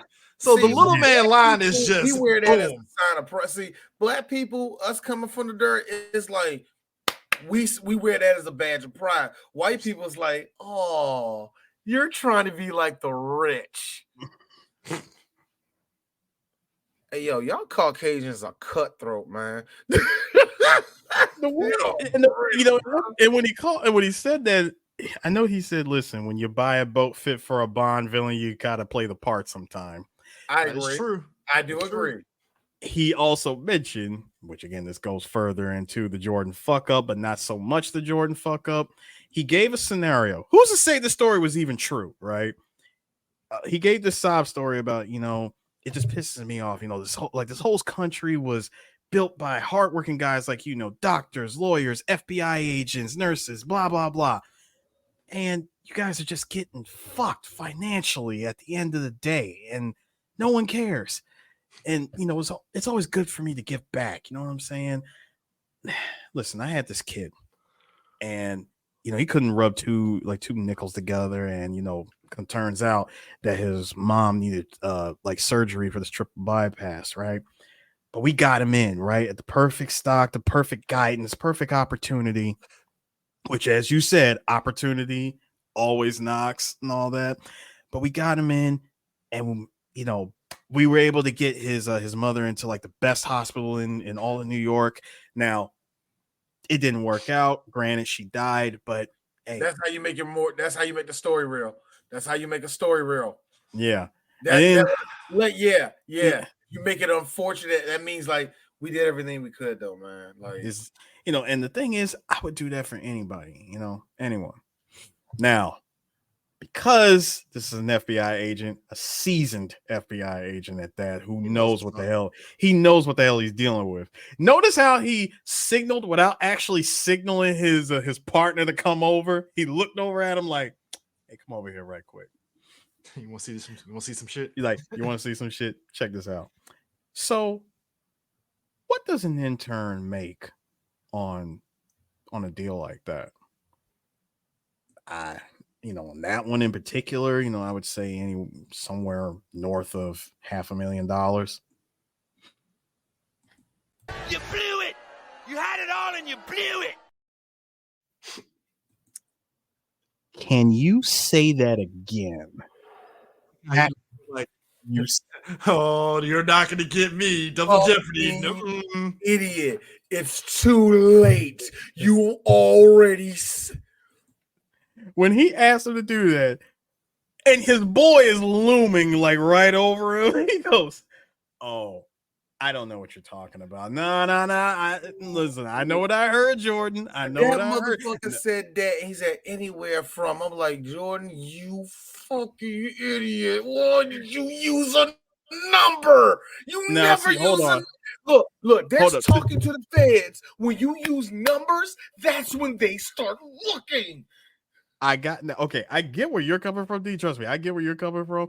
But to Jordan's credit, he said, "Hold on, no, that's not how it went down." Like, listen, in order for it to be an actual crime, an actual number with an exchange of goods, a transaction, all that stuff had to have taken place, and none of that has taken place. So that would never hold up in court by me just saying north of $500,000. I'm just throwing out a vague number.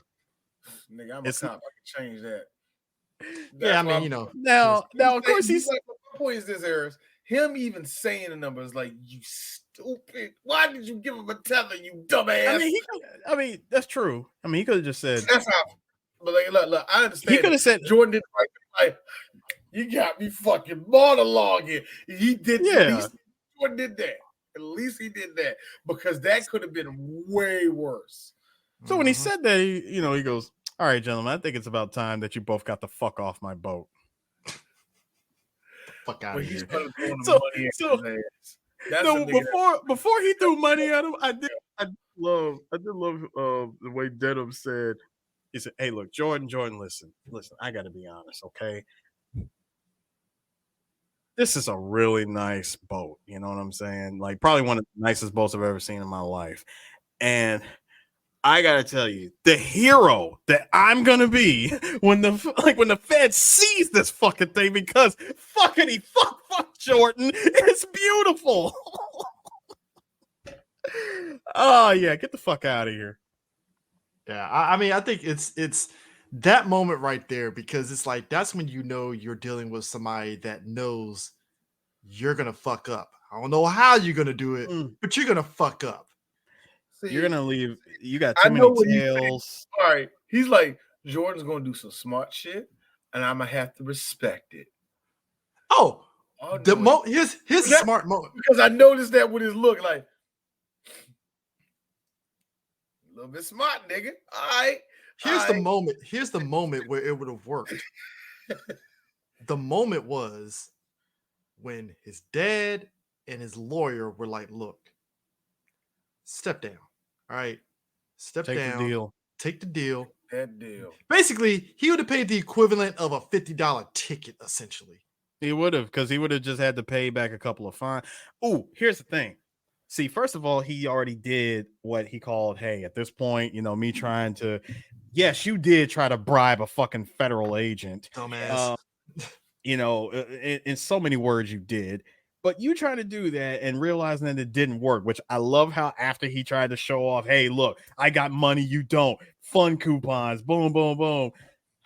Fuck, it's ass covering time now. So that's when he comes up with the plan of going to Switzerland and taking over millions and millions and millions of dollars and putting it in a Swiss bank account. Prior to, go ahead. I was going to say, prior to that, Jordan realizes, yes, while I am talking with the Swiss banker here, I'm asking them, I'm asking some serious questions of, at what point would you be made to cooperate with an FBI or a freaking department of U.S. State Department, U.S. Department of Investigation? Like, who, what would that depend on? I love the French. Like, c'est the point on what? If the United States plans to invade France anytime. But that is the most funniest thing ever, because it's the truth. So he said, "Hey, listen, what would happen if you get what would happen if you were issued a subpoena? Easy. If the crime is a crime that's also committed here in France, we would have to cooperate. But if it's something, let's just say that they were looking to investigate an account, it just happens to not be in your name, that sort of thing, then yeah, we will wipe our ass with that subpoena." I find it funny that man getting caught had nothing to do with Jordan so much as this motherfucker was dealing in drug money, which in the grand scheme, you shouldn't be shocked. No, you shouldn't. He was dealing with drug money. Like it's like, of course he is. Because Course he is. No, because CJ, think about it. He was willing to do business with Jordan. Mm-hmm. So then I asked myself in my Alejandro Sosa voice, how many other people have you been willing to do this sort of business with? Bigger man. Sorry, that line is just No, I mean, no, in all seriousness, you're willing to work with Jordan. You already know what he's here for. You know what he's about. Which means you dealt with shit like this before. Of course he haven't you? did. It's the Swiss bank. You know how many fucking ne'er-do whales they got to deal with, man? Exactly. But then it also makes, that does beg the question. So let's just say that the crime that they are, that they're committing in their own country happens to be a crime that is, that's also considered a crime in France. Only they're too dumb to ask this dude, hey, I'm doing this sort of thing in my country. Is it illegal here? They're not smart enough to ask the question that can also get them indicted. Yeah. So it's not France. I know you say France because Swiss people got like 8 languages. The thing that gets him caught the first time, that leads to his lawyer and his dad saying, "Hey, step down." A moment that D perfectly summed up as being heirs. That money is on your body, so technically that does belong. Yeah. Sweetheart. My money's on your tits, so technically. Yeah, my money taped on your tits. So hold up. I tell you how it's heiress, because that's one of Eris's pet names for girls. Sweetheart. He's not wrong. He's really not wrong. The logic of him, let's be real. Here's the fucked up part, is that fucking Brad, it's like he begrudgingly had to agree, like, fuck, the money is taped on her, so shit. See, hold on. Here's the thing. When they came up with Brad comes up with the idea of taping because number one, his wife, it's got a European passport. She can get into that country easy with no issues. And I'm like, holy shit, this is gonna definitely cost us like 50 trips of her going back and forth, bro. She about to rack up them frequent flyer miles ASAP. So Brad's wife looked like somebody that would cheat on his ass too. So absolutely. Oh yeah. Now he said, well, hey, all that motherfucker had to say was "Ooh la la, ooh Lupin the Third," and all she was like, "Oh my god, you beautiful nigga." He said Lupin the Third. Lupin the Third. No, the first of all, he asked the question of, hey, what about her family? You know what I'm saying? They all got European passports. I say we all give them money. Like what? Couple of trips here, there, boom, all of it's done, easy, flawless. One more thing. Don't forget about my money. What are you talking about? Yeah, I got some money coming in, and when the goods here, I'll call you and I'll tell you to come pick it up. No, I don't fucking do that. You talk about you get called. What the fuck is that? No, wait, before he even says that, he goes, you're gonna give me a call. Yeah. When it gets here, I'm gonna call you and I'm gonna tell you to come pick it up. But we don't work for you, man. No, I love when Brad actually, like, it's the quiet shushing that he does to his wife. I'm gonna tell you something, girls. If your man goes and not even look at you, and not even look at you, he's a misogynist. Okay, he's a misogynist. That's Future right next to you, babe. He don't. That's Future. Nothing. That is Future next to you. That ain't your husband. That's Future. My man. He doesn't look at you. Didn't look at it. My man hit him with hold on. And she followed suit. Yeah, and she was actually quiet. And then he says, he throws hooks at you. Anyway, he said throws hooks. Wait, that's a man that gives you that fucking back jab in the stomach, About late fight night. Jordan Belfort special. I was like, listen, you flick that nigga in the ear and he hits you with the Dempsey roll, but Anyway, hey, Jordan Belfort's wife couldn't Dempsey roll out of that punch. No, she couldn't. And that was the classic 90s anime Sentai punch to the gut, too. I gotta be real. I know I'm buried the lead here. I wince when I see a guy hit a woman. It's like, hey, dude, whoa, wait, what are you doing? Now, hold on. I would like to say there's smushing like this where it's like, all right, I accept it. But when you just ice. But CJ, hang on a second. I have to give tons of kudos to the durability of the soon-to-be ex-Mrs. Belfort, okay? Hey, them Utes were intact, I guess. She took a whole raging cokehead slap. Like, and full slap. Hold on. Knees didn't buckle. Man. Not once. Margot Robbie, you deserve my respect. You're an all-star. You all-star. You're an all-star, girl. Hold on. You're an all-star, girl. You're an all-star. Ah, that's hot. Man, but wait, real quick, D. I gotta go back to the money thing. When he I want to know who is this between the three of us? Oh, yeah, I'm gonna call you. I'm gonna tell you to come pick it up. That's cokehead, you, Chris. Wait. No. Let me finish. Hey, Jordan, we gotta have a talk. Yeah, that's me. I'm Brad in that moment. Like, no, we gotta talk. Fuck no. I know that how he really gave him that 1,000-yard stare. Like, I really can't believe this. I'm a Kurt this is friend. Like, yeah, I'm a herder. Now, you know what's killing me? We talk about Jordan. Hey, we gotta have a talk. We talk about Jordan fucking up. I'm gonna put also Donnie in that category because he was doing some fuck shit. To me. He was doing a lot of fuck. Like Jordan's fuck shit. It was like, all right, he's on drugs. So I'm not saying it's an excuse, but you get how that leads up to his ego and all that stuff. Donnie, it's like, are you fucking retarded? If you're retarded, just say it. At least I understand it. Right? Kind of. Are you dyslexic? What's going on here? Like, tell me, please. No. He was a fucking idiot. Because it's just because him and Brad arguing He worked at Children's Furniture. Him and Brad arguing in front of a fucking strip mall. I was like, bro, what the fuck are you Hold doing? up. With the car like double parked. There is a scene that we're not going to overshadow, and we're going to have to say it very, very quickly. Oh, I get it. This is the gay thing. What? Yes. No fucking faggot? I have faggot friends too. I love all my faggot friends. Okay, let's get one thing straight.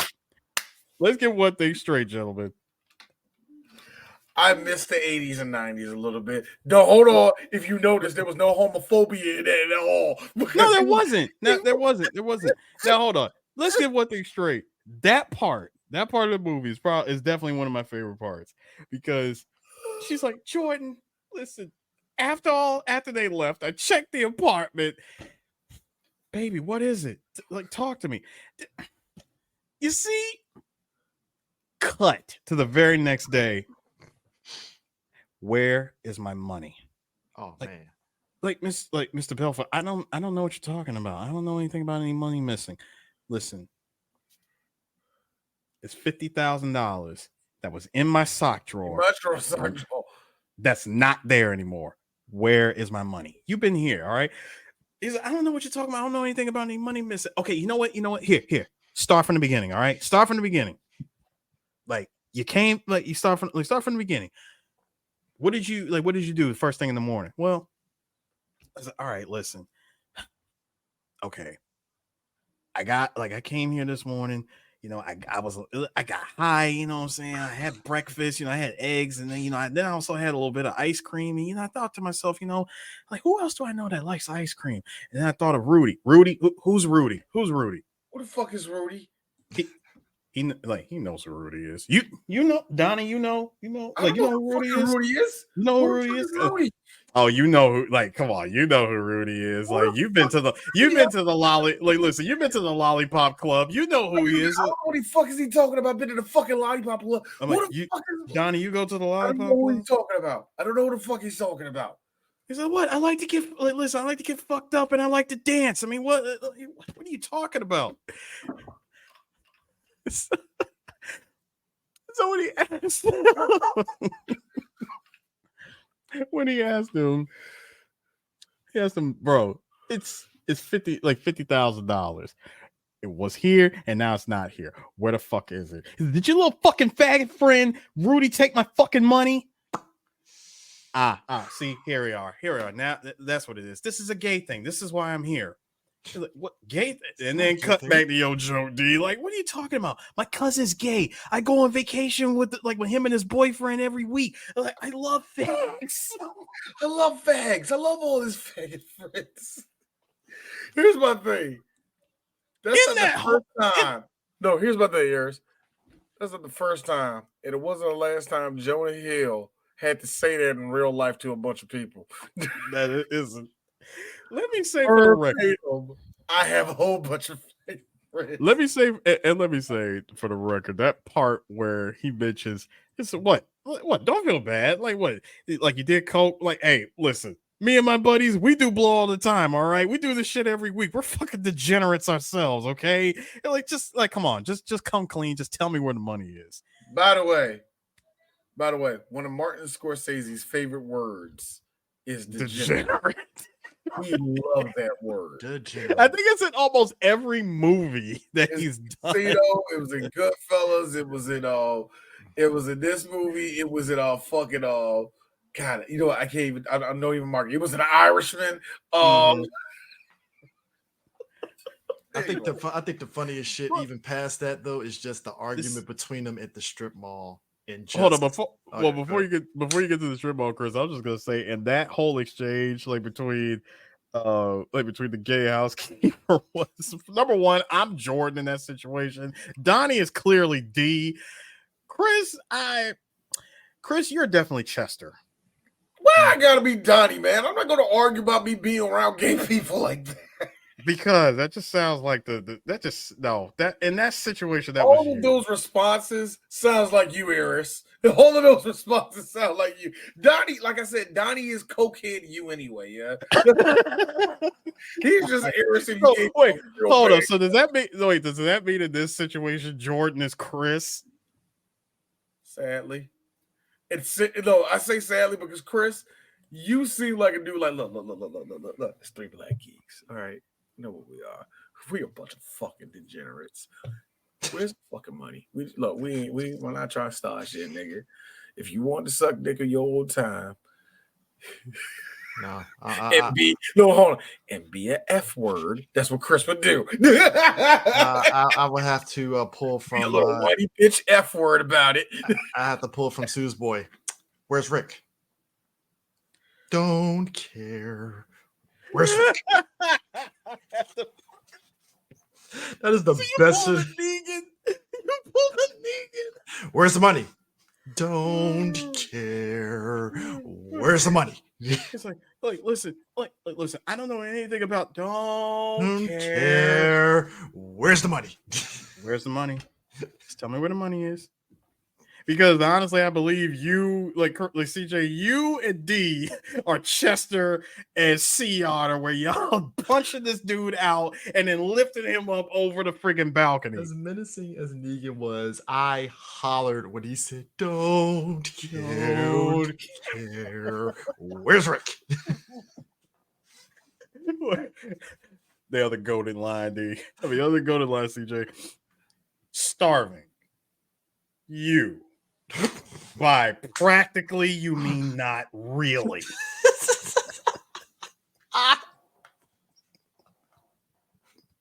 Bars. Speaking of bars, Brad went behind bars. Bro, that exchange. First of all, the cops were just, the fact that the cops were just chilling watching the exchange between them, because the cops were just like, and I gotta be weird. I gotta say, that's weird. The cops are watching two white guys have an exchange. If it was two black dudes, I understand hanging on watching. Well, if you think about it, you got to look at the body language of what was happening in front of them. Because when they pulled up, they noticed, number one, Donnie had the car double parked, all crooked and shit. And then you have Brad, who every time he kept getting close to him, Donnie would back off and jerk the freaking briefcase back. Fair enough. So it already looked like, okay, this is either about to be a robbery that's about to happen or some kind of harassment that's about to happen. Like something's happened. Let's just sit back and watch this shit unfold right quick. And sure enough, Donnie and his cokehead antics just making the situation not any better. Just keeps egging on Brad. Bro, when my man said, listen, I'm gonna give you the briefcase, but you gotta do something very important for me. You gotta take this briefcase home, all right? Go straight home. Okay. I need you to take every single dollar out and lay it out, right? And then once you have it laid out and it's all perfectly organized, I need you to take every single one of these bills and shove them straight up your fucking wife Slovanian cunt. All right. Bro, and as soon as he did it and the money spilled out, I was like, oh my God. And look, I'm like Brad when the cops come. Ah! I'm like, all of this could have been totally avoided one day. I would say one day, and you couldn't keep it together. I would say Brad is probably the only one that kind of got off light compared to everybody in a way. Yeah, because he did what? 3 months. 3 months. 3 months in jail. Yeah, it was like 3 months because he didn't. That's light work. That's light work. It is 3 months. I'll be like 3 months in contempt because he didn't snitch. And whatever money that he probably already banked, he's fine. The FBI ain't seizing that shit. It's like, oh, I'm good. Like, no, it's not, because the money that, even though Jordan offered to pay him, especially for his time, so not only was he going to get the money, but he's also going to get additional money for his time in prison. He's like, nah, I'm good, man. I was like, I'm good. Like, he was really like done with everything. No, I believe. Look, that was the moment right there, because at this point, this is where it like it's the beginning and end for Jordan, because you have that. Then you have the moment where they're taking those delayed quaaludes. Oh yeah, and it's a funny scene because they're doing it and they're watching Family Matters and they're like, the fuck is going on with these drugs? I guess we need to take some more. And I'm like, oh God, no. They had one. First, they did it with one, thinking that it would be enough. Hour later. And then they're like, it's been about 35, 45 minutes. 30, 40 minutes. And then like nothing. All right. It took like 2-3 more. They're down in the gym working out. Like, bro, my metabolism's up. Like, everything's crazy, but I'm not getting the high. Like, they're old. Maybe they lost the potency or something. Look, check the bottle. January of 81. It's the 90s. Now, These things are duds. He gets a call from his PI. Don't talk on the phone. Yep. Go to the country club. He goes to the country club, gets on the payphone. His PI was like, hey, FBI wiretapping your phone. Don't say shit on the phone. Like, they and, and that's where he finds out about Donnie and Brad shit. And he's like, fuck, I'm going to kill that motherfucker. And that's why his words start slurring. His wife, yep. What is going on? Are you high or something? What are you doing? Bro, they tapped his home and his office. So up to that point, Jordan hadn't said anything incriminating yet, but Donnie has. Donnie was on the phone with the Swiss guy, and Naomi calls Jordan and tells him Donnie is out of control. He's going crazy. He's on the phone with some Swiss guy talking about some money. He's like, get him off the phone. So it's funny. I mean, first of all, Jordan is looking like this right now. The movie is funny like that because it is interesting how, and it happens twice, where from Jordan's perspective, when he's on like drugs, a full flight of stairs. Like when he's on, love the extra. I like how they hit copy and paste 3 times with this. But like, it's funny from Jordan's perspective, when he's on drugs, he thinks things went from a certain point of view. And then like we got the thing on the airplane where he thought that he got on the airplane and he just sat down and did that. And Donnie was like, bro, you got on the plane. You were wilding the fuck out. Like, you called the fucking pilot the N-word. You were out here wilding out. They had to fucking strap your ass down to the seat. Pumping the living crap out of the stewardess, though, bro. Scared the shit out of her. I'm like, bro. It was, yeah, that scene. My So- bad. Yo, I mean, my nigga was wilding, bro. So when he's thinking he's driving himself home, he's thinking he got to the house safe and sound, despite how fucked up he was. Talk about I drove This- like I'm less than a mile from my house. I drove as slow as possible. This nigga hit everything along the way and didn't miss. Look, You gets wrecked there. a beautiful Lamborghini Countach. Donnie is choking on food, and Jordan is like, fuck it. Popeye's happening. He snorts some fucking coke. Ah! He starts pounding his chest to get the I freaking love how food. cocaine is the ultimate equalizer with drugs. If you are slow on drugs, no, seriously, do cocaine. It will wake you the hell up. Yeah, it did. It woke him up. My man hit the King Kong shit. saves Donnie and just crashes. Cops come and they're like, Mr. Belford, did you drive home? Like, Fuck did you you talking drive about? Get that the fuck car? out of my house. And he's All just right. like, oh shit. They're like, all right, all right, check this shit out. Look at this. Did you drive home in that car? They bring him in for questioning, and of course, they got nothing on him. They got nothing on him because, I mean, let's be real, sir. You got no way of proving that he took the car. Oh, in today's world, there's so many video cameras. They would have caught Ooh, it. sir, today's world, facial recognition, Highway cameras, country country club cameras. Well, guys, Yep. there's one thing I do know. He has money. Yeah. Even if he has money, he probably would have spent how many nights in jail? Yeah. I'm being real. Donald Trump Jr. killed 5 people and never spent a day in jail. I don't know what y'all saying. I can't prove it, but tell me he did it. He got this. Don't do it again. My dad It wasn't even a slap. It was more like never again. It's Donald Trump's kid. He didn't touch him, Ayers. Oh, just never again. All right. Be honest with you, Donald Trump kids. I don't think none of them were respected until his dad became the president.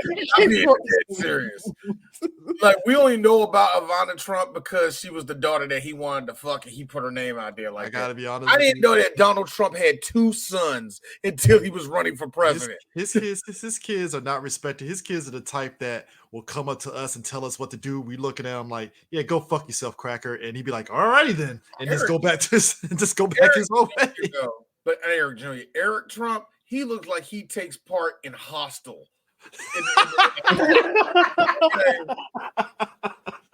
Did you see this motherfucker's fake Wolverine beard that he's trying to get to? Not Don Jr. I'm talking about Eric, the one that looks Eric. That one. Take part in the Hostel 2. That is a pull right there. Hostel. That nigga like he will take part in the Hostel series. Everybody say Purge, no. Hostel. One of those low testosterone having, I'm gonna kill you now, assholes. He's one of them. Yeah. The Purge is very high testosterone. He ain't about that Purge. Yeah, he ain't about that life. He ain't about actually going, chasing stuff. He got to be chained down. He actually have a fucking Magnum and fucking the kickback would pop him in his head and shit. Man, he goes to those safaris and he kills the sick animals once. Here's the funny thing: real safaris actually do that. They let you kill like the ones that are dying, the ones that are the line that got animal AIDS and shit. And I'm like, yeah, they actually make you feel like a big person. They made you feel like you actually killed game. And when you take those pictures over back here in America and show everybody, we think you actually killed real animals. And we say, no, we got to stop your business. Africans like, actually, nigga, this is what we get to eat around here. We just, hey, kill that half dying motherfucking monkey over there. Yeah, man, take a picture. Dumbass white man. I think he did some shit. Nigga, how you think we got food over here? And the current football teams on our shirt. Yes, Mrs. Sue. Yes. I just thought of something. When you're on that level of lewd, like that level of high, I mean, you somehow made it home. Didn't kill yourself or anybody else. Knowing that yes, plans got fucked, and there's a portion of your money out there that did not make it to Switzerland because your friend who decided to try to choke on like sliced salami he just had to go and fuck it up, right? Oh my god. So I'll come back to that in a minute. So my question after that is he knows at this point, yeah, dude, you need to chill. You got to see, like, Jordan, you had probably the worst drug problem that no one ever tried to tell you until you decided to hump the stewardess in first class on your way to Switzerland. His dad is literally the line that punctuated is, son, you got so much money. Do you really need more money? It's like, do you need everybody's money? Thank you. It's like, bro, you're good. You're set for life. Your children are set for life. Maybe your grandkids are set for, well, yeah, his grandkids is probably set for life. You're fine. And I think that's the key factor with people like Jordan Belfort, just people in that 1%. It's never enough. No, it'll never be enough. It's not enough to have $1 billion. Nah, I gotta have $2 billion. I gotta have. It's like it's not even enough to have $2 billion. I gotta have $3 billion. I gotta have $4 billion. It's just a high, and like you said, it's a high that you're chasing. Because even to the point that when he says he's going to step down, he gets to in front of all those people and he's rattling off everything that he did to help them and all that stuff. That high is starting to creep up on him in that moment. And he's like, no, not doing it. That was also a delayed high because it waited good and 20 to 25 minutes to finally kick in and be like, I'm not fucking leaving. I'm not leaving. I'm not leaving. I'm not fucking leaving. Bro, I like how Agent Denham was like, well, all right then. Guess it's game back on. He's like, hey, you lucky Irishman. And so your boy welched on his deal and he's back in the ocean. Happy hunting. Mm-hmm. And the thing of it is, who knew a trip to Italy with the wives and them doing all that stuff and his wife's aunt dying just set in motion the fuckery that was going down. Like that, that was just like, that's hubris. And I can do whatever the fuck I want in one hit. Number one, you are in Italy. You and Donnie are in Italy while you're not even supposed to be out of the country. Were they in Monaco or Italy? It doesn't matter. They was out of the country. No, sorry. They were I forgot where the hell they went to, but no, they were trying to go to Italy first because of it was the Steve Madden thing. Remember, Steve Madden started dumping shares. Yeah, dumping shares. And they had to get to Italy. No, they had to go to Monaco first. Then in comes Naomi telling Jordan that her aunt died. Her aunt, who had the bank account in her name, calls dude to Switzerland, and Switzerland tells him, hey, she definitely made you the successor for sure, but it's not exactly good news just yet. And he's like, what are you talking about?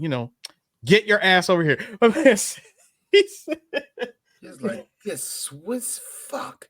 It's like this sneaky Swiss fuck. This man said, he said, put on your clothes, get your dick, and get your ass over here. Move your ass now.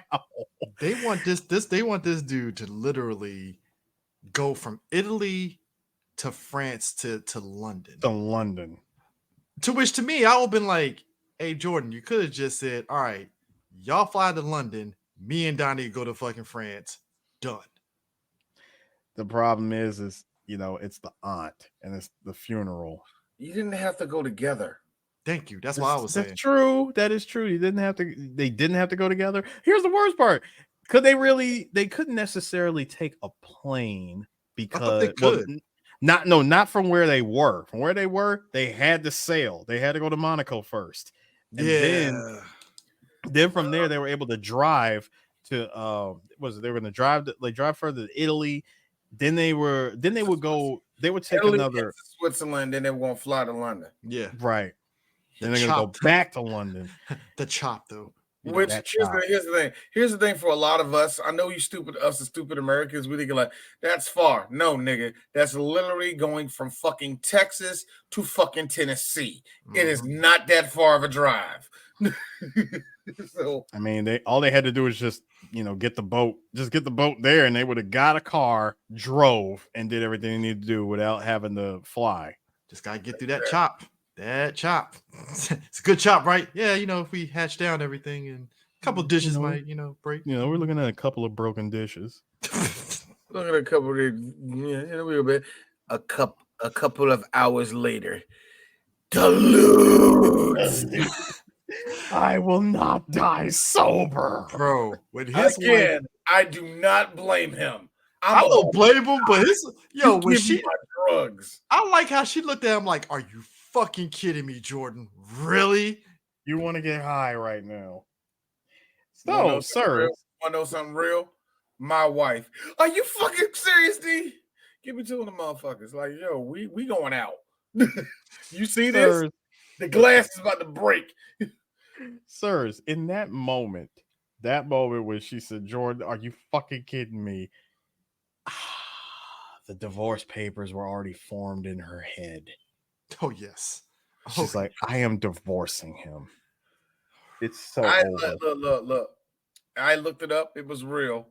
Jordan looking out the window. Hey, that's the plane that's going to get. And then that shit just blew up. And you know what that was? That was like, how you doing, Jordan? I know you don't know who I am. My name is God. Your life is about to fucking suck. I'm taking everything from you. I have given you your wife, the kids that you don't take care of. Oh yeah. I've your friendships. That's going to be the one you're not going to see. That's the one. That's the one thing I'm gonna take. Listen. I have given you countless signs. This is the one you choose to acknowledge. Fine. No problem. Because the next one was a stroke, and I got to be honest with you, 20% chance you were going to get out of it. 20% chance, bro. And there's no super. Hold up, there's no super coke on planet Earth that will revive your ass this time. Oh, what gets me is, like I said earlier, I kind of buried the lead on it. It's like after that whole debacle, Jordan. It was literally like, yo, he got his shit straight. He's doing infomercials. He's actually clean. He's drinking non-alcoholic alcohol and shit. Yeah, non-alcoholic beer. He's trying to be as sober as possible. But the problem is that heck over. So if I drink enough of those, I get hammered? No. No, that's the whole point of it. So there's no alcohol in this beer. How the fuck is it beer? But like even with him doing all that and getting his life clean, it don't matter because the FBI came a coming. Oh, pound of flesh. Oh yeah, yeah. That's all that was. Pure pound of flesh. Keep it. Look, and gangster recognize gangster. Yeah, the feds are gonna want their shit. Yeah, I'm on your side, Jordan. I'm on your side. Fuck the feds. The kicker in peace. And again, the kicker. It wasn't what Jordan did. It's what the fucking Frenchman did. Rugrat, for one thing. First of all, y'all hanging out in Miami, you get arrested, and you were dumb. No, and you got the one Swiss banker that was dumb enough to get arrested on American soil. Naturally, he gave. Hold up, he didn't just give up. He didn't just give up Jordan. He even gave up Brad's wife, who he was smashing on the side. You do realize that he could have easily went to the Swiss embassy and says, "I don't want to talk to these Americans." You don't have to. And they would have shipped his ass off back to that. Yeah. He could have done that. Yes, he would have got some charges, but he wouldn't have to. It would have been slap on the wrist charges, basically. But hang on, even though the movie doesn't go like making dignitaries' kids ride fast here in DC and don't get arrested. even though the movie doesn't like fully go into it all the way, what he got arrested for, I do believe was something that was definitely connected to Jordan, because whatever it was he got arrested for was obviously a crime that was, that's also a crime in France. I mean, sorry, in Switzerland. So, let's play a little game called Let's Make a Deal. I'm about to give up Jordan. I'm about to give up Brad's wife, Snitchy McGee. Yeah, I'm about to just let all of it go. And because that was Rugrats' boy, everybody looking at Rugrat like, nah, fuck you. Oh, yeah. I like the you are excommunicado, sir. I like the running joke of this movie is everybody looking at Rugrats' fucking toupee like, so is that a toupee? Why is you bringing this up? Why is this a real question? Why are you asking this question here? Bro, everybody playing the I do not recall that game. Leave me alone. Like everybody playing the I do not recall that game was priceless. Oh, my man was eating a donut. Chester was like, "Hey, how you doing? You gonna eat that? Like, you gonna finish that Danish? Yeah, let me go ahead and take that." He's like, like the low blood sugar thing. Oh yeah. I don't know nothing about that one. And then he's like, "Oh yeah, I'm gonna go ahead. I'm gonna take this one." Oh, the one that got me was he was like this. Oh, so what you're saying is, no. The best one for me was he said, like, he's midway through the second donut and he's like, "You guys got any milk?" I would have got Witherspoon. Who's talking about? I don't know none of that shit. I mean, no one cracked. Not a single person cracked. I just like, and they really could, and they really tried to keep this whole thing going of keeping Stratton Oakmont going without Jordan. And I'm like, guys, if this would have never been an issue if Jordan just took the deal, because guess what? Jordan takes the deal. Yeah, he would have had to pay fines. Literally, what he would have paid would have just been I want to say the comparison of a drop in the bucket compared to what he had. It's like what Martin. And hang on. He got, how much jail time you think he would have got if he actually cooperated? No, hold on. Here's the thing. See, that was just with the SEC. The SEC, they would have let it go. Now, because he cooperated and because he was willing to do everything else, bro, your boy FBI agent freaking Denham, he'd have been left with his dick in his hand because the case. I wouldn't say the case was dropped, but there's nothing he could do. They couldn't pursue it any further because the SEC part's already done. No, his lawyer was like, "Yeah, they're just gonna be sitting with their dick in their hands for the rest of eternity." Pretty much. The SEC would have fucked off to the end, to the end fucked of off time. Fucked off to the end of time. I'm like, yeah, he has a point because the SEC would be like, yeah, fuck this shit. He's like, we got what we needed. We got what he was willing to give us. It was acceptable. We're done. It's just the domino effect of it was just like, Rugrat getting arrested and all entangling in the Benihana's guy. And it's like, fuck, man. Freaking Aoki, your boy from Benihana. God. And then he does the whole deal. Like, because it's like the dude's lawyer was saying, yeah, it's like Granada. You're Granada. This is foolproof. We'll win no matter what. Like, the fuck. This man said, this case is unlosable for me. Mm-hmm. I'm gonna win. You, sir, are what's known as a Granada. Like, and the thing of it is the fact that, and I still go back to what you said at the beginning of this. How the fuck did the FBI know about the note? That's what I want to know. I really want to know, how did they know? How did they get it? Anything from having that place bugged to, like I said, Donnie being an informant. That's the FBI is one of those motherfuckers. I mean, all right. It's not as deep as. Let me listen, D. It's not as deep as The Thing, but there's a lot of theories. There's a couple of theories, but the one thing I know about Scorsese movies is that when you realize what happened in real life, and you look at the movie, it's like everybody snitching. All of y'all are snitching on each other. Mm-hmm. That's sort of like that. I think what we did see, though, was one of the most saddest things in the world. Me and the guys have been talking about it lately. And it's because there's been a hot button issue with dudes that think their penis is made out of gold. Women fake it like all the time. They really do. And I laughed at how all it took was this much for him to go like, oh my God, she said the C word. I'm gonna bang. Look at that. Look, you see the look on her face? That's the look of Nigga, the vein, vein on her forehead, bro. You hurt me, daddy. There's a measure of when a woman is fed up.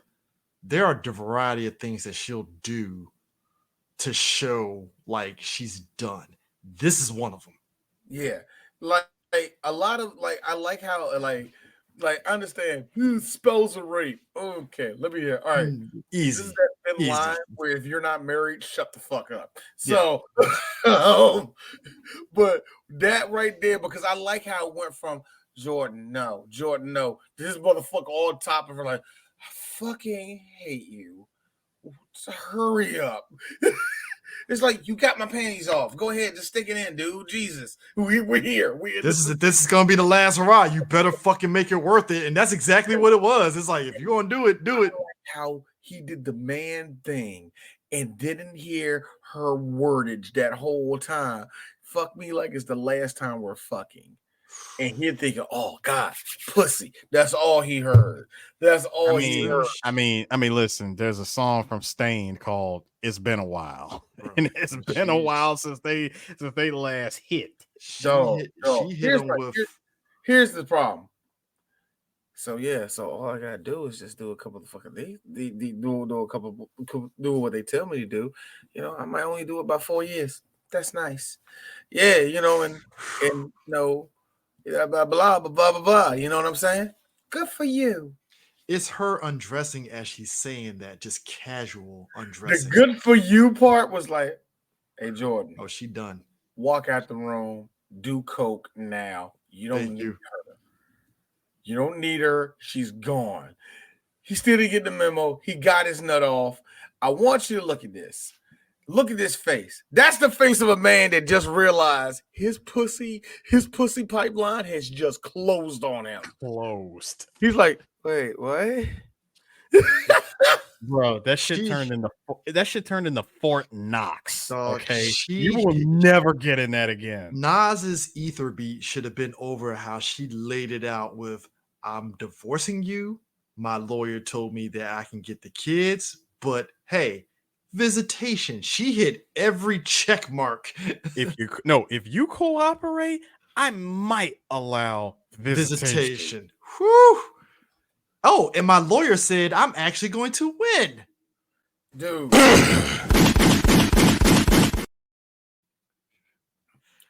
Hey, this is what I learned from other men who got divorced. If she says, I think I might let you take the kids, take whatever offer she got right there. And because to fight another day. That door of no, you're not getting the kids. Women mean that shit. Women mean that. And look, I will give white women that because white women are really vicious with that crap. Bro, she said, she said, look at you. I mean, just look at yourself. You are sick. You think I would ever let my children anywhere near you? You know what my lawyer told me is that you're going to go to jail for 20 years. You're never going to see the kids again. I like how she just assumed that nigga was going to die in jail. Yo, when he ripped open that thing, I was like, "Oh, that's the beginning of the end right there, man." Because it's one tear open that joke like this. There's some coke in that joke. It's like, of course, bro.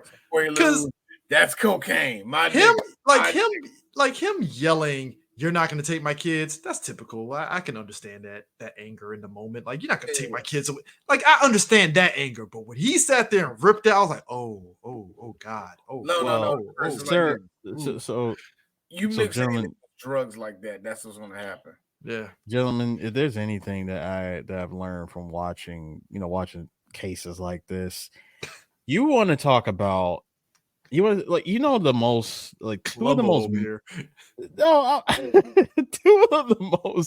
messiest things when it comes to No, I'm serious. Two of the messy, like one of the things that makes a divorce the most messiest thing in the world is introducing two things that are just purely, you're talking about two sticks of a fucking gasoline soaked dynamite, right? And that's money and children, Oh yeah, especially children.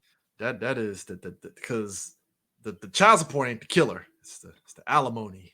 It's not even so much the child support or the alimony. Even though those are like terrible things, it's the fact that when two people divorce and there's children involved, at It's a some mess. point, it's not that it's a mess. It's not that it's a mess. One is gonna fight like hell to make sure that they have custody of the child, and the other defense. You know what I'm saying? And the other person, and oh shit, don't let it be the other person who also wants custody of the kids as well. When it becomes a fucking custody battle, bro, it's a mess. And my thing is this is the thing that really gets me. It's like, yeah, you're going to be fighting over the kids and all the rest of that shit. It's a twofold thing. When I tell what dudes, they were like, well, why they wanted to, well, one half of guys is like, no, those are my children. And you're really legit threatening taking them away from me. And here's the thing: even if he is going to still see his kids and all that, it's the fact that you're taking access away from my child. Yep. That hurts some men. Now, here's the flip side: men who don't take care of their kids all the time, but they still, hey, those are my kids. What they don't like is you took a piece of their power away. Yeah. A lot of men don't like talking about that. Well, nah, they ain't like that. Yeah, it is, nigga. She fucking kicked you in the dick and you're powerless. So you like, let me see my son. Calm down, nigga. Yeah, that's exactly what Jordan did. You kept on bringing them bras at the house. You kept on doing this and all that. Now you calling her 1 o'clock in the morning, drunk, trying to impress your new girlfriend. Let me talk to my son. I need to see my son. I need to see my son. I have literally Dirt. It's 2 o'clock in the morning, and quit being a bitch. See, that's the reason why I don't like your ass. The most scumbag shit that I saw. It's not enough that you did the bare minimum with the kid that you had with your ex, right? You did the bare minimum and whatever. But it's like D said, you got with the new girl, now you want to look like father of the year and shit. And the mother and the ex is like, nigga, where was this years ago when we divorced and shit and you weren't trying to be super dad? Now you want to be super dad. The fuck?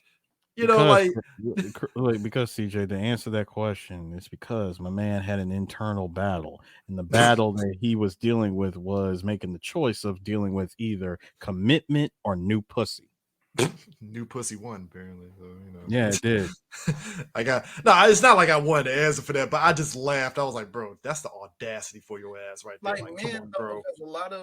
Because men see when women like the way some men see is like you trying to take my kid away because you don't like him, like you got that new nigga and now you fronting and shit. It's like, no, nigga, I left you because you cheated on me a bunch of times, and now I got a new dude named Steve. Hey, what's up, my nigga? Fuck you, nigga.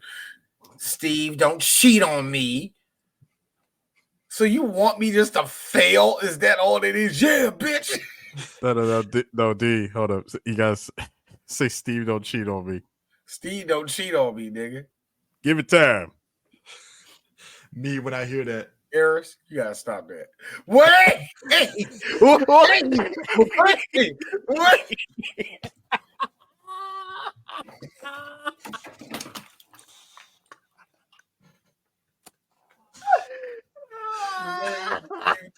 Durag turtles.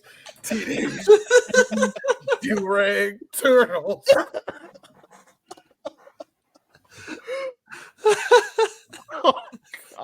Oh my god, I wasn't ready for that.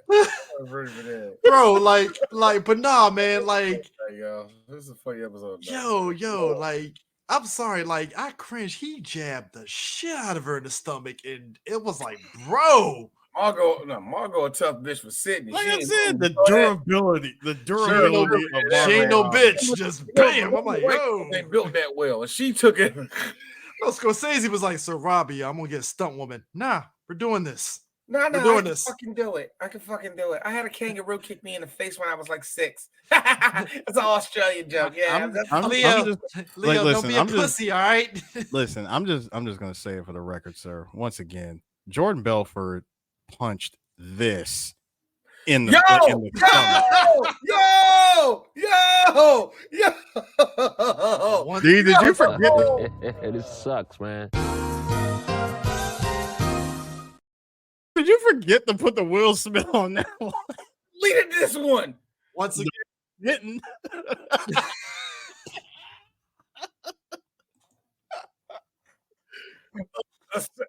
That's that brief second. Yo, yes. I cannot confirm. I cannot confirm or deny that I had a moment like this in my life.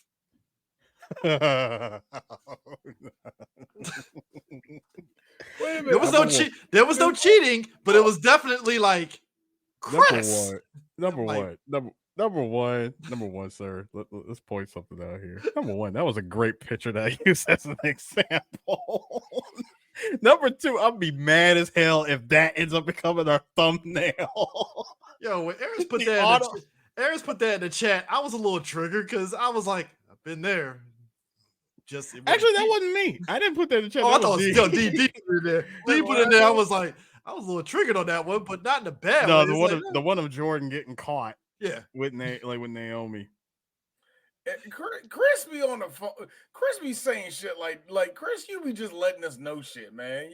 Because this is your reaction to that shit. I ain't gonna lie, I'm getting cooked. You be look, you gotta take one it time, on. D. This one time I was going out with this chick. Chris, you ain't gotta tell me. Look, I will take it. Look, said I did cringe shit. I believe cringe shit was done. Listen, Chris. Life is like a movie. All right, let that shit be a deleted scene. Okay. No. See, I would never put anything that I do in a movie. That's for damn sure. It just stays in there. That's what I said. Let it be a deleted scene. This is gonna be one of those 20 years from now. I want to have the fucking straw hat on at a family reunion. Like, yo, youngins, you gotta understand this story here. You know, and I'm gonna have a bottle of liquor in my hand as I'm saying it, so they might. And they're gonna be like this. Okay, bitch, you said it. Exactly. As CJ proceeds to give us the director's cut of his story.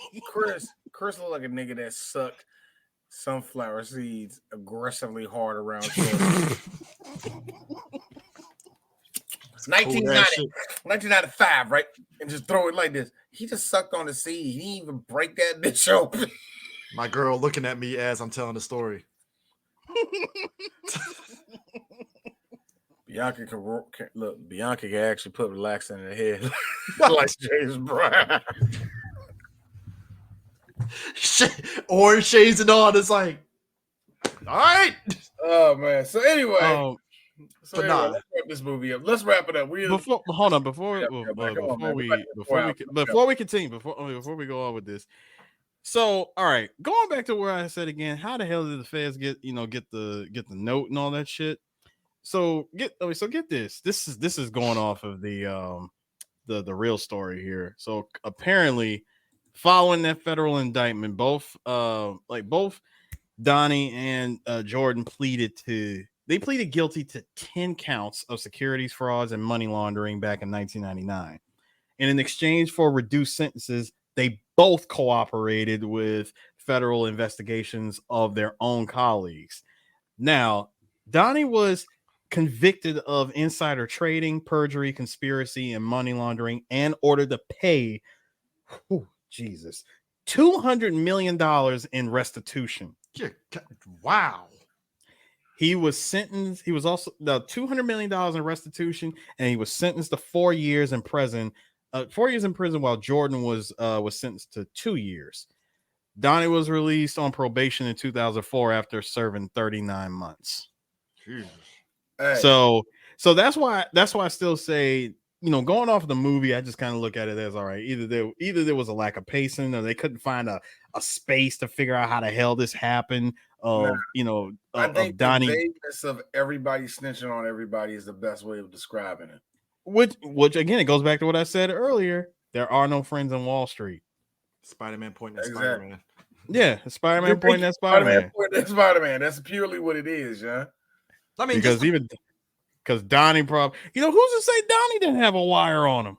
But the thing of it too, it's like after all that, and Jordan goes to jail, and he gets out, and just that moment where he's like, at that seminar, sell this pen. Which, by the way, the guy down at he was in freaking Auckland, giving that seminar. Mm-hmm. The guy that introduced him to the crowd at that seminar was the real Jordan. Yeah, that was him. Yeah. Oh, by the way, Jordan Belfort is a fucking dickhead and a piece of shit. You know that motherfucker got pissy at Bernie Sanders because he wanted to go after financial institutions. I shouldn't be surprised, but it's like, bro, like, because Jordan, why? Because unfortunately, like any good movie, and you're playing an anti-hero, people are going to love you in real life. Yep. And much like us here on Three Black Geeks, we love O.J. Simpson. There's a bunch of bros that think Jordan Belfort is Jesus. And because of this movie, the very unfortunate thing happened. He got a little bit of celebrity. So that happens. That just happens, especially when you make movies like this. Everybody wants to be the bad guy, yeah. I remember there was a whole lot of people who was like, when Blow came out, yo, George Young was a shit. George Young, shut the fuck up. He was a mid-level drug dealer. Yo, very mid. Like y'all need to stop that, bro. Mid with a capital MID. I still laugh. But that being said, he did have his own island, so that was different. The whole thing with the island thing in the movie eras, they kind of fumbled that. It's like, wait a minute, that was Jordan's island. His partner never had it. Whatever. No, you're right. Which just like with this movie, there was a lot of inconsistencies, a lot of things that plainly didn't happen, especially from Naomi's perspective. Because she gets asked about this movie all the time. Of all the things that was in this movie, what was true? And she said, well, listen, throughout, even though the movie does have a portion of my life in it, especially my life with Jordan, there's a lot of stuff in it that's simply not true. That just didn't happen. The one thing that did happen, that she did confirm, the boat and Chop, that happened. Yeah. There's video footage of them getting rescued and everything. She's like, yeah, that happened. One they did ask about the midget one. They said that actually did happen. When they got her hair cut off, it happened a few times. Mm-hmm. They asked about the women wrestling. Scorsese is amazing when it comes to having madness on the screen and it tells a story. I know all of that, what he was doing right there, when the woman was coming out running out there and people were fucking in the office. No, it didn't happen like that. But it's incredible. It's an incredible way to tell a story of how that whole office was like anyway. It's even better with the wedding. How about the fact that there were 50 hookers on the plane, plus 50 more waiting for them in Vegas? Jordan had probably one of the most expensive at the time weddings, like bachelor parties ever. This man, that shit cost him $2 million, not to mention refurbishing the entire 28th floor of that hotel that they were staying in. Money. It is money. Just $2 million. And here's my thing. Y'all fucking way too many hookers for you then to go fuck your wife a day and a half later. Yo, remember Jordan, he did say, remember he did say, I went and got, what was it, a double, triple, quadruple penicillin shot. Let me tell you something. Penicillin helped a whole lot of people. It helped and didn't help a whole lot of people. Look, man, it's already enough that there's news reports out there that the chlamydia virus has gotten so strong that the normal penicillin ain't working anymore. And I'm like, God damn. They said that That shit built a tolerance, sir. It built a tolerance. It gained sentience. Let me tell you something. Look, Chris, let me tell you something. I feel for my children's generation. Millennials, the way we fucked, oh man, we made a nasty little bug that's going around everywhere. I don't know how these children are going to fight it. Well, D, they got the benefit of actually getting Plan B on the store shelves now. We didn't have that benefit. You know what? I got to give it up, man. It's when technology helps out man. It's when There you go. Shit, back in the 80s, you were Russian roulette in your dick, and it's like, I gotta say though, this movie is I want a woman with a mind and a body. It's like nice. Give it to me. Ass. Give it to me now. Ah, shit. Steak eyes. He's like Snake Eyes. Oh shit, my dick crapped out. My dick is ruined. Nigga said herpes. My dick is ruined. Yo, shout out to Eddie Murphy Raw, man. That is still one of the best comedy specials. Dick is ruined.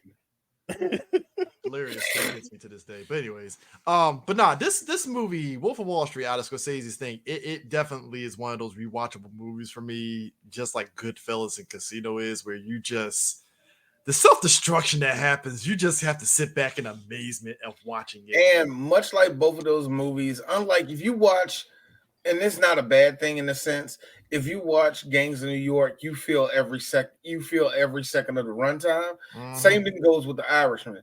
But Casino and fucking Goodfellas that clock in close to 3 hours, you don't feel none of it. And with Wolf of Wall Street, you kind of don't feel none of it. The only part that will slow down, I will admit, is the whole little thing about them going out to Geneva, trying to set all that shit up. That did kind of slow the movie down just a tick, but there is a very key reason why, D. All three movies had characters that did coke, which does speed up the process here. So hey, go home, Chris. Hey, go home. Hey. Go the fuck home. Just saying. All right, Chris, you was last week. Eris, you have the choice between 1, 2, and 3, and they represent where you grew up as a child. I mean, you not grew up as a child, but where you lived at. So you gotta. I already know. I'm not going to tell you which is number 1. I'm not going to tell you what number 2 is, and I'm not going to tell you number 3 is. You got a choice. Oh no, it's no problem. But I mean, I pretty much know this answer, but let's go for it. I'm gonna go with number 1. You really going for number 1? Yeah. You fuck yourself up on that one, man. You fuck yourself up on that one, bro. I can't believe you did that shit. See, what I was doing, people, was Eris has grew up he was born in Germany. First place you lived at in America was where? New York, right? Mm-hmm. And where this nigga's trying to leave us is Japan, right? So you have, it's going to be one of those movies on those 3. You pick number 1, and all I did was flip it around. Next week, we're doing Akira. Oh. Yeah. I look like this. Like, if he picks 3, we're doing Germany. If he picks 2, it's America. Yeah. Number 2, no matter what. The movie that is part of Weebulations, verse 1 and chapter 1, wherein if you're a weeb, Akira was the gateway to making you feel like you were some sort of elite anime watcher and shit. But it's all good because eventually we're all gonna come back to Germany. We're all gonna come back to Deutschland. Oh! You think the movie about Adolf will not be talking? Oh, we talking about that shit, nigga. We are. We most definitely are. Don't worry about Malcolm X. A couple of y'all. Oh, by the way, a couple of people. I know I had 2 people mentioning this, not counting you. They asked me like, "Damn, y'all jumping the good, the bad, and the ugly." You're right. Fistful of dollars is what we're going to come up to. All right, we're going to start. We're not going to do that thing where we jump all the way to the last one. We're not doing that shit. We're going to go ahead. Wait a minute. Was Good, Bad, and Ugly the second one or the third one?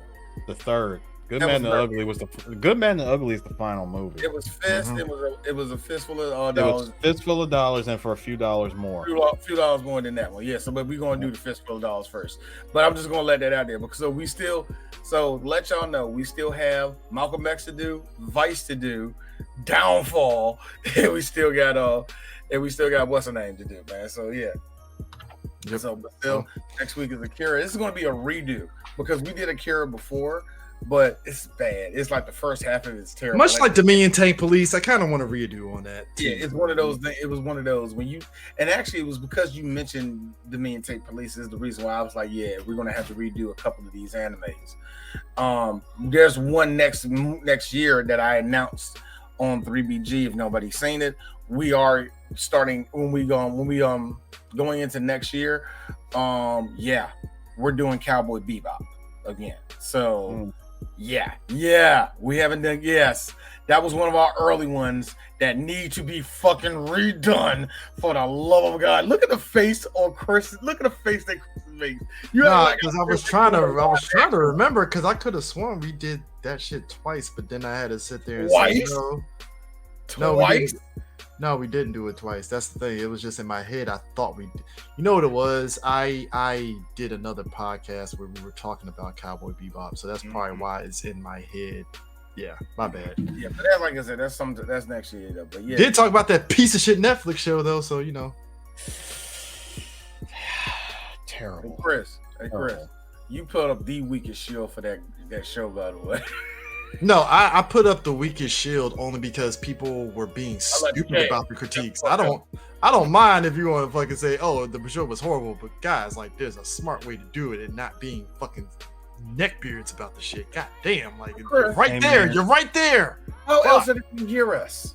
How else are they going to hear people, bitch? It's like, exactly. Nigga, you white. They're going to listen to you regardless. I'm black. They're not going to listen to me. Like, what the fuck you talking about? Like, Chris just took a note from my book calling a white person nigga. I love it. Next week is Akira. 3BG will holler at y'all. Peace.